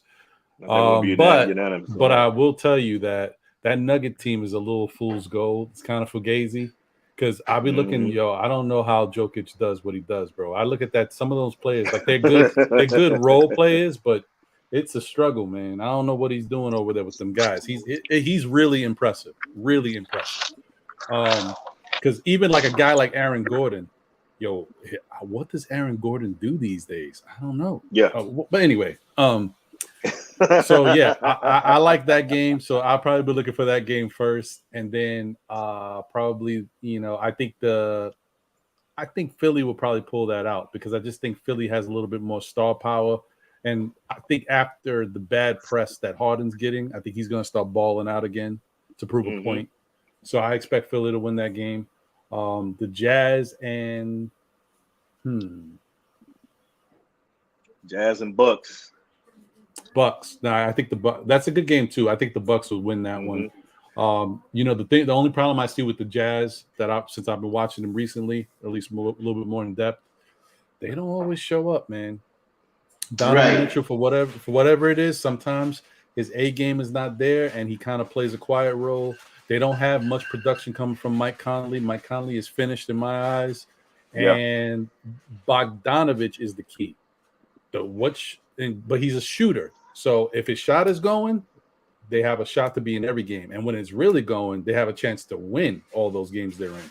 But if Bogdanovich's shot is not clicking, it's a long haul for that team because Rudy Gobert, he gets you the doubles every night, but it could be 10 points he's scoring, so he doesn't make up for other people's lacks. So I think Milwaukee wins that game, and then you got the Clippers and Clippers and Cavs.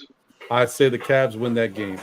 The Clippers I don't like that team, man. After what I saw with them playing the Knicks and what I saw with some other games, they're just real Jekyll and Hyde over there. Can't trust that team.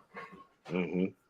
Well, it's just one thing I want to throw out real quick in regards to the Jazz, or question this to everybody on the panel, and we'll get back into it. Do you think the Jazz, because losing Joe Ingles, you think that actually hurt their team more? Because he did play a somewhat of an important role for him. You think that had significance on the way they play now? Well, I'll just answer first because I was just saying something. Yeah, because I'll tell you, man, another thing with that team, with the Jazz, when you look at where they're getting their points from, who's the keys for them? You got Donovan Mitchell, you got Bogdanovich. You get a little points from Gobert, but it's more defensive and rebounding from him. Mm-hmm. Then you look around. Mike Conley gives you nothing, dude. I mean, you look at his box score, he give you like 7, 8 points maybe if you're lucky. Sometimes he might go for 11. Like, I don't know where they get this. Yeah, I don't know where they get this effort, man. And then they got some guys on the bench who will step up and give you 15 to 18 points on a given night, but you cannot rely on them every night. Okay. So that's my opinion. Sorry. All right. Now, John, let's hear what you got. Man, I ain't got much else, man. I have to piggyback over the star over here, Ron. You know what I mean? He's throwing up 62 points a game. You know what I mean? So he ain't left enough for me for anything left, really. To be honest, I agree with everything you just said, Ron. Hey, man. All right, you knocked it out the box. Thank you. And another thing, no, okay. Yeah, it's like a home run. It was like it's like I'm a pitcher and I'm facing Barry Bonds over here. It's no chance. Me? All right. Yeah, what you got on the for me, you know me already. My game I want to see is Nuggets 76ers, the MVP race between Jokic and Embiid. And Embiid just laid not he really laid an egg, but even though he put up good points, he didn't get the win. So that kind of brought him down a little bit in the MVP standings. So that's the matchup I'm looking for. And is it going to be in Philly or in Denver?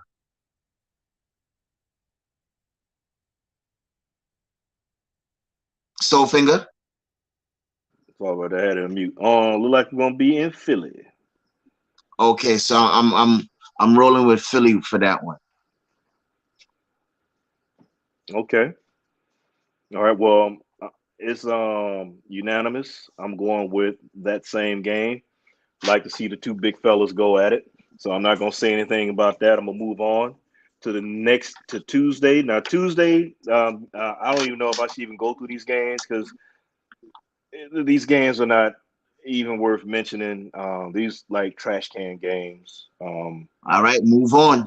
But I'm just gonna read them off to who's playing, and you'll see why. Grizzlies, Pacers, Nets, Magic, Suns, Pelicans, Pistons, Heat. Should we even go on that, or should we just do our pass or shoot? Could we pass that? I'm gonna pass that one. Okay, we'll pass that. We're gonna jump on over to Wednesday. All right, Wednesday. We got some stuff up over here. Wednesday, let's see. 76ers, Cavaliers, Mavericks, Nets. See who else we got. We got that's not even worth mentioning. Bulls, Jazz. Ooh, yeah. Celtics, Warriors. And that's it. Got some good. Got a few games, but those are the big ticket items. Again, 76ers, Cavaliers, Dallas, Brooklyn. Nets. Right. Bulls, Jazz, the Celtics, and Golden Celtics, State. Warriors. Okay. Some rather interesting games.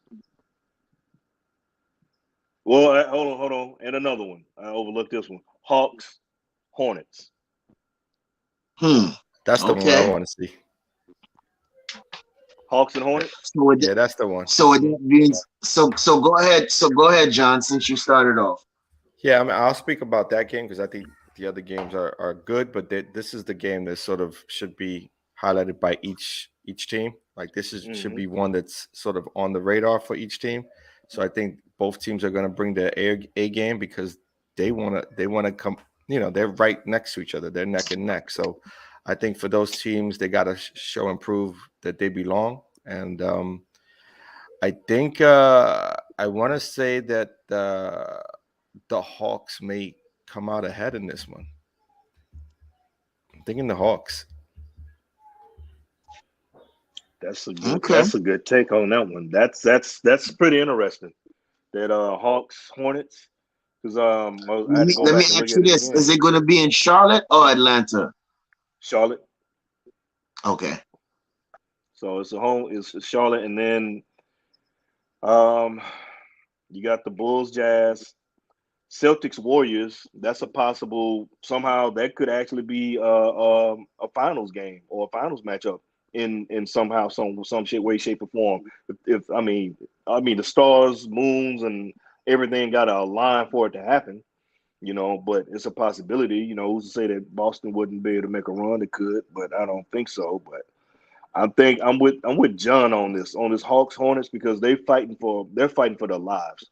So that game there is, you know, you fighting for your life to get into the play in and staying alive. While the other teams are up above and they're playing more or less for position, these guys are fighting for their basketball lives. So I think you would see more energy and also we get to see James Brago, who we talked about earlier, who's also on that pop tree. So it's some interesting stuff going on in there. Okay. So I'm rolling with John on this one.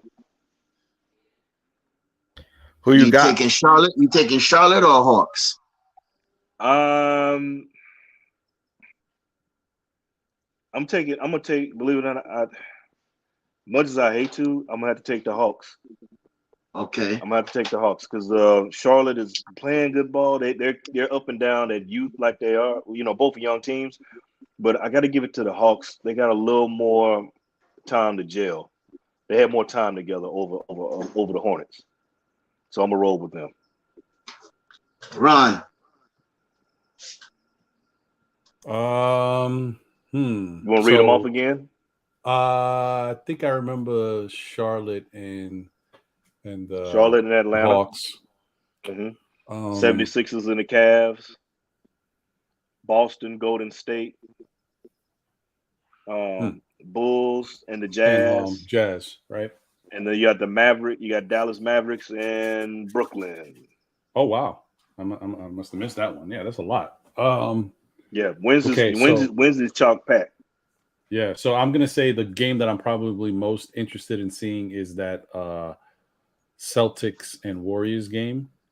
And so I would say I think the Celtics get that one. Yeah, Celtics on the road on that one. Yeah, I think the Celtics get that one. And then you got the other game I'm interested in is the Cavs and the 76ers. 76ers. So I think that one, the 76ers win. The only thing with the Cavs is just I know they can come to play and they can make it a really good game. Evan Mobley has stepped up lately, but the loss of Jarrett Allen is big. I mean, we found that out when we was doing our show the other day. I'm like, I didn't even know. Like that's a tough one. Yeah, I think it's thumb, right? It's thumb, right? Thumb. Yeah. Okay. So I think the 76ers get that one. Yeah, that changed the whole dynamic of that three-head monster they had going. Yeah, it's tough. That's tough, man. I think the I'm gonna say I think it's tough because you never know with these two teams. The Nets versus the Dallas Mavericks. That's a tough one. That's a tough one. Where are they playing at? They're playing in Good question. Brooklyn. Yeah. So it's just No, Durant. so yeah. I'm going Dallas then. That's always big. Without Kyrie, like Without that's an Kyrie, automatic. that That's makes a a difference, difference. Yeah. So I'm going with Dallas in that game. And then I think there was two more. Bulls, Jazz. Bulls and Jazz. I'm going with the Bulls on that. I'm not picking against the Bulls until I see it's a team that gives them a matchup problem. So I'm going to say that Bulls. And then there was one more. All right. That Celtics was Warriors. I got them. Yeah. Celtics Yeah, Warriors. to the Warriors, Bulls, Jazz. Hawks, That was Charlotte. it. Yeah, he got them all. That was the four. Oh, I didn't pick a winner with the Hawks Charlotte, I don't think. So for that one, I'm going to go with they got John Collins back. I'm going with the Hawks. Yeah. Me, I like the 76ers Cavs, but that Jared Allen injury, that's key right there. So you know what? I'm gonna go on to the next two hottest teams right now, which is I think is the Celtics and the Warriors. And Tatum has been on a tear. He has been going local. So I want to see that matchup, and it's going to be in Golden State. So I'm looking for Clay to have another big game, man. Clay or Steph. I'm looking for the Splash Brothers in a hole to have a good game. So I'm rolling with the Warriors. Okay. All right. Well, Thursday, I'll just give it a mention. Nobody's going to talk about this game. There's only one game on Thursday. Pistons and the Magic. Both those teams are beating you in reverse. So I don't think anybody wants to see that. One of them has to win, huh? Yeah, one has to win. So 2 men enter, 1 man leave type deal. Somebody's got to win. So they're going to try to give each other the game, and whoever happens to mess up and win it, they go on from there. Now, Friday. A lot of games going. Dallas, 76ers. Nuggets, Cavs. Clippers, Jazz. Chicago, Phoenix. Grizzly, Hawks. 5 games. Pretty interesting games. I think you just said Ja 4. takes on Meet Me. No, it's 1, You said 2, Dallas 76ers. Dallas 76ers. The Grizzlies and Hawks. Grizzlies, Hawks, Chicago, Phoenix. Phoenix. Clippers, Jazz. And then the Nuggets and the Cavs. Okay.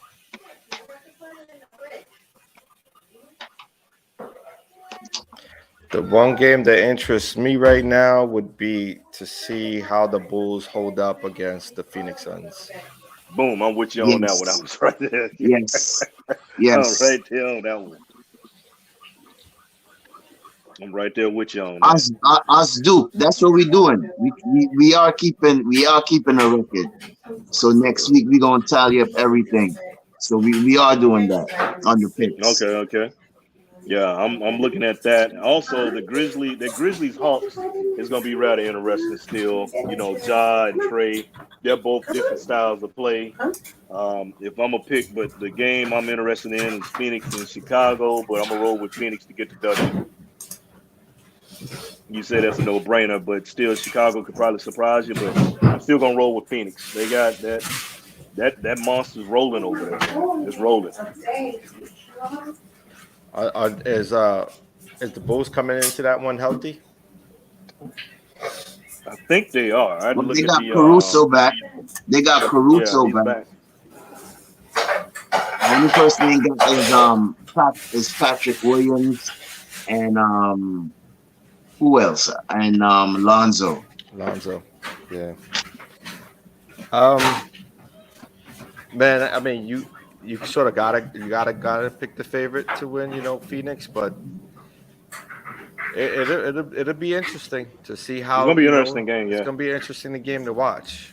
I'm almost sure that the Bulls. I think the players are ready. Are sort of this is one that they have on their calendar. You know what I mean? I think they themselves want to see how they can, you know, how they'll play against a team like this, especially they've been on a run, the Phoenix Suns. And they'll be fully healthy because I think Chris Paul will be back, right? Yeah, I think Right. he'll be So, back. He should be. yeah, that's gonna be an interesting one. I would have to go with Phoenix, but it'll be a good watch. Okay. So you got So, anything Finger, on that's every you in the background here? No.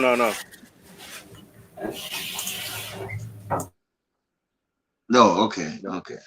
No, man, it's I got silence over here. It's so quiet. You can hear a mouse pissing on cotton in church. I'm surprised my background is so quiet right now. The twins ain't going bananas right now. Hey, same here, man. My oldest Same kids here. are doing a great job right now. I'll give them that. That's what's up. That's what's up. That's what's up. Well, for me, before I turn to Ron,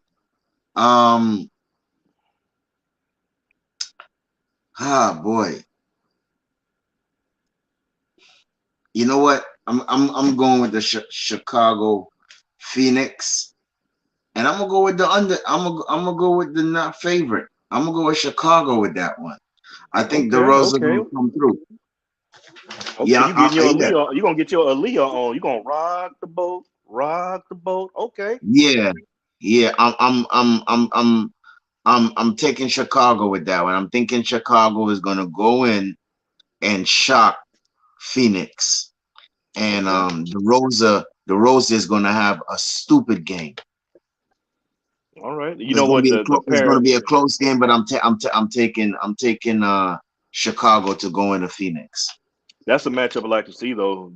DeMar and Book. That'll be a nice matchup to see those two go head to head, go at it. That'll be kind of interesting. So, um, Ron, did you get your take on that? Your pick? No, not yet. No. So run them down. I'll pick them as you say them. Okay. Dallas Um, 76ers.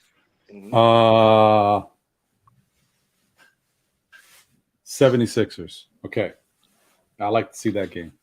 What's Nuggets, next? Cavs. Nuggets, Cavs. I'm going with Nuggets. Chicago, Phoenix. Chicago and Phoenix. Why do I have to say everything every time you say it? Chicago and Phoenix.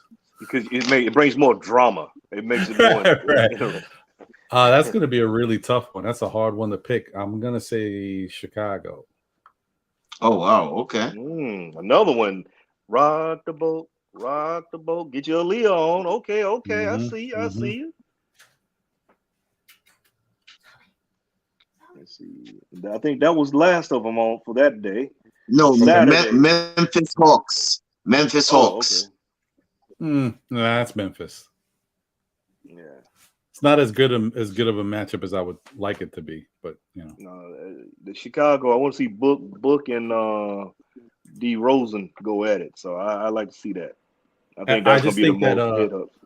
I think that Caruso being back is gonna help them a lot. Yeah, the pest. All right. Well, Saturday, Bucks, Timberwolves, Mavericks, Hornets, and I just talk about those two. We don't. And I'm just gonna mention other games: Lakers, Wizards, and Pistons and Cavs. I know you probably want to talk about the last two, unless you really want to talk about LeBron beating up on the Wizards. If he's not soaking in Epsom salt and rubbing down with Bengay and icy hot and on his Geritol. So I don't know if we want to go I mean, he just had 50 against him. I mean, yeah, man, he's gonna be taking that BC powder also. So, but Yeah. Bucks. You said Bucks and who? Bucks and the Timberwolves. Bucks and Timberwolves. And Dallas Yeah, I and think Charlotte. that's good. That's going to be the game for me. That's going to be the game for me, just because the T-Wolves is at 7th in the West, and they're looking to fight for playoff spot and respect. And it's going to be against the champs in Minnesota. Mm-hmm. So I'm looking for Cat to have a big game. So I'm going with Minnesota. Oh, going there. Look, there you go. Okay. Well, we'll go this way. John, what you got on those two? Go with the Bucks. All right.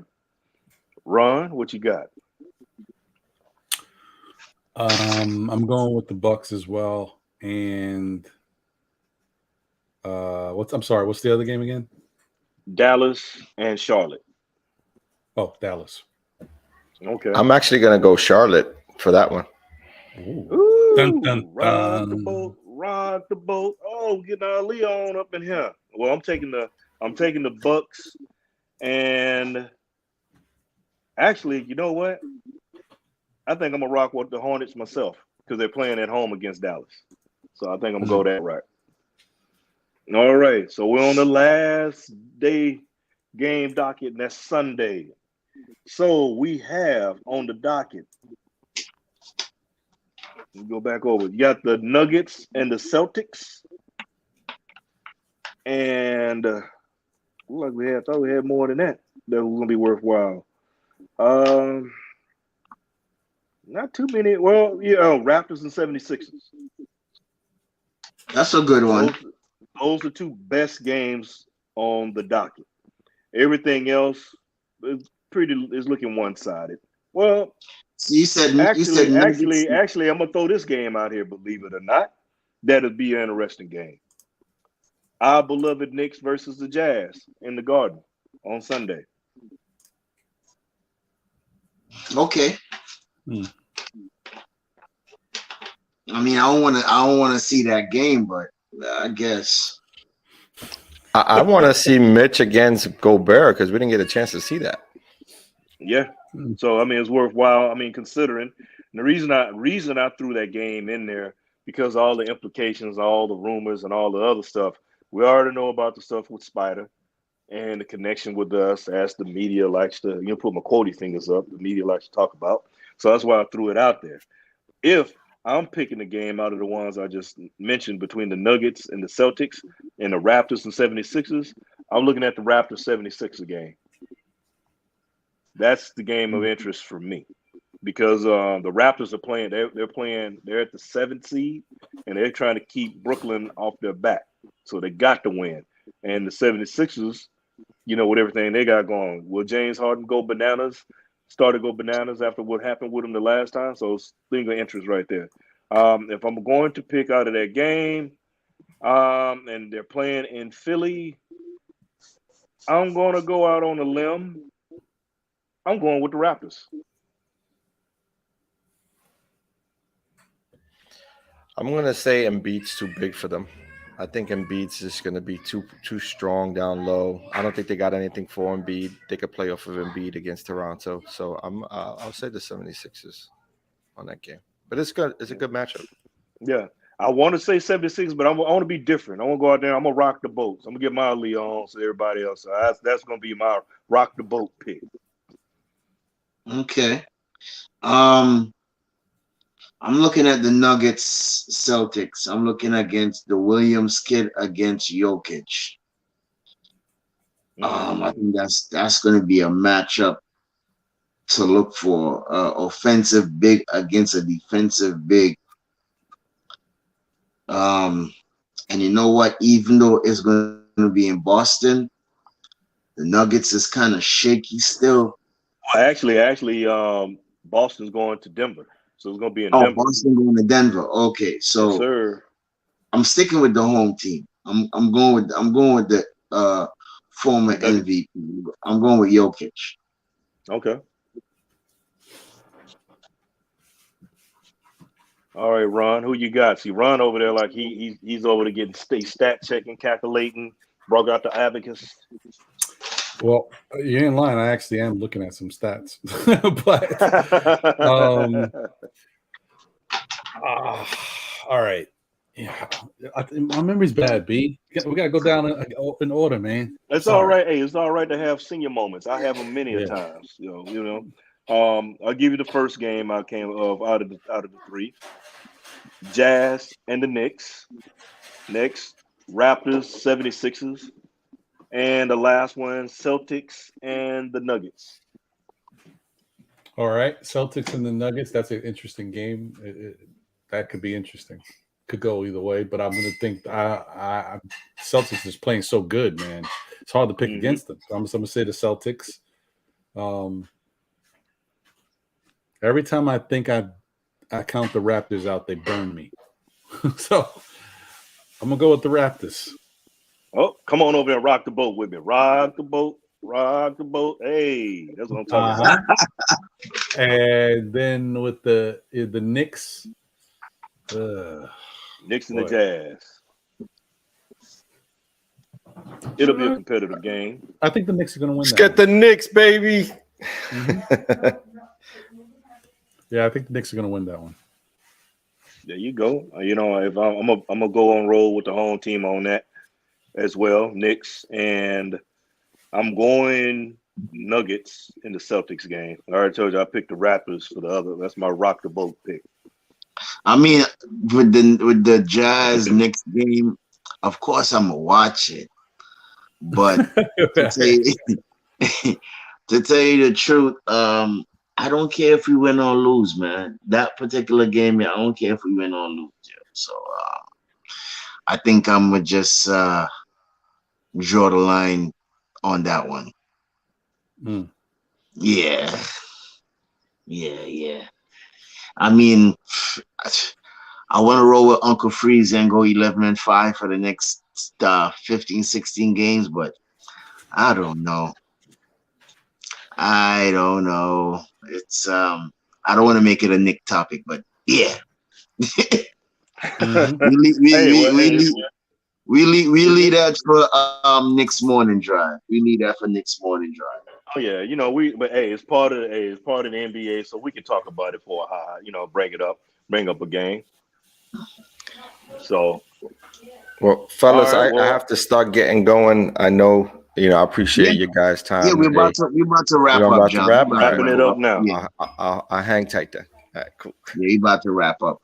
So I want to thank everybody for coming through, joining us today, NBA 101. Thanks to our special guests, Ron and John from the Still Knicks fam, the Nothing But Knicks Network.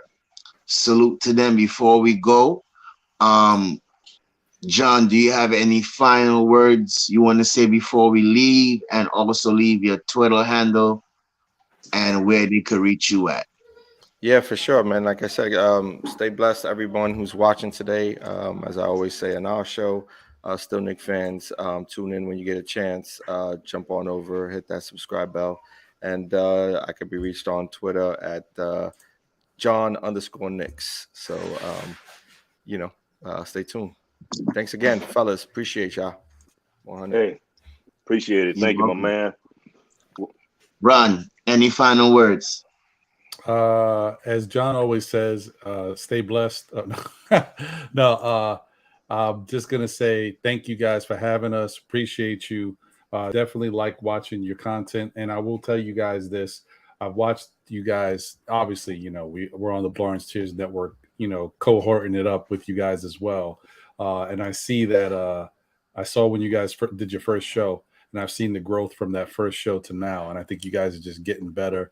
Your show topics are getting even better. You're putting out, nice trivia stuff. You're starting to really run the show. So you guys are definitely coming along fast and quick. And I might have to start, changing some stuff around if you keep coming up with these great topics. So I'm watching y'all. Thank you for having us. Salute to you guys. Definitely like, comment, and subscribe to these guys, man. Keep growing their channel. Man, that's all I got. That's all I got. Hey, I appreciate it. Say this real quick because so we can all roll up, get our Eric B. Rakim on and move the crowd.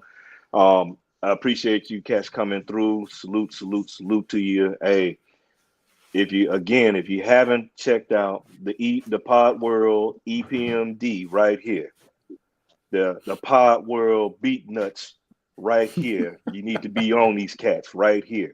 So, and like I said, talked to you before. Love you, show your content, the way you vibe, the way you catch rock, the way you bounce back and forth. And as always, you know, you say you want to, for us to grow, we got to look at who's already putting out great content and who's out here handling it. You know, and you two are the two cats I look at, you know, that I would strive for to be on the level as well. You know, and I want to say thank you again for joining myself and my man Stapha D. You know, and like I said, doors are always open. Welcome, come drop by anytime. You know, to rock with you and everything. Again, a thank you, cats, and to my man Stapha D. Shout out to Uncle Freeze. Shout out to the chat. Hey, appreciate y'all stopping by and pulling up a chair with us. I appreciate that, man, fellas. Yeah, and my final words again. Thanks for the Still Knicks dynamic duo for coming through. Thanks to the chat. Miss Geraldine, Tricky Nikki, Wilson Dang, Kaiser Sose, T. Williams, Subliminal 209. Subliminal 209 after party, and also too, don't forget to check out all the shows on the Lawrence Tears channel. Nick's Morning Drive with Uncle Freezy, Monday through Friday, around 9-ish with the whole gang. Then you got the Pod Couple, Nick's Freestyle, the After Party with Subliminal 209. It's Baked Beans, Vibes and Stuff. So these are just some of the shows that you could come on the Lawrence channel and check out, and also check us out every Sunday, 4 p.m. the NBA 1-on-1. You have any questions for us, any comments, go to our new mailbag. It's NBA 1-on-1 on Twitter. All right, we love for y'all to give us y'all questions, suggestions. Right, if you want to come on the show, please don't be shy to send your request in right on the NBA 1-on-1 Twitter mailbag. All right, and that being said, thank y'all Two more guys. people I just want to shout real quick. Go ahead. Delano Steele Jr. and Yes, Real sir. King. Shout out to them cats. Hey, appreciate it because they've been rocking with us, especially Delano Steele DSJ, who's been giving everybody that love, that Knicks love, you know, from day one. So, and that's all I got on the shout out. If I missed, and no disrespect if I missed anybody, we're gonna wrap Yeah, it up it's so we all can get out love. of here on time. But it's all love to everybody in the chat. Appreciate y'all coming on out. Like I said, man, hey, let's get it. Yes, so until next week, people, love, respect, and honor. NBA 1-on-1 is out. Peace. Peace.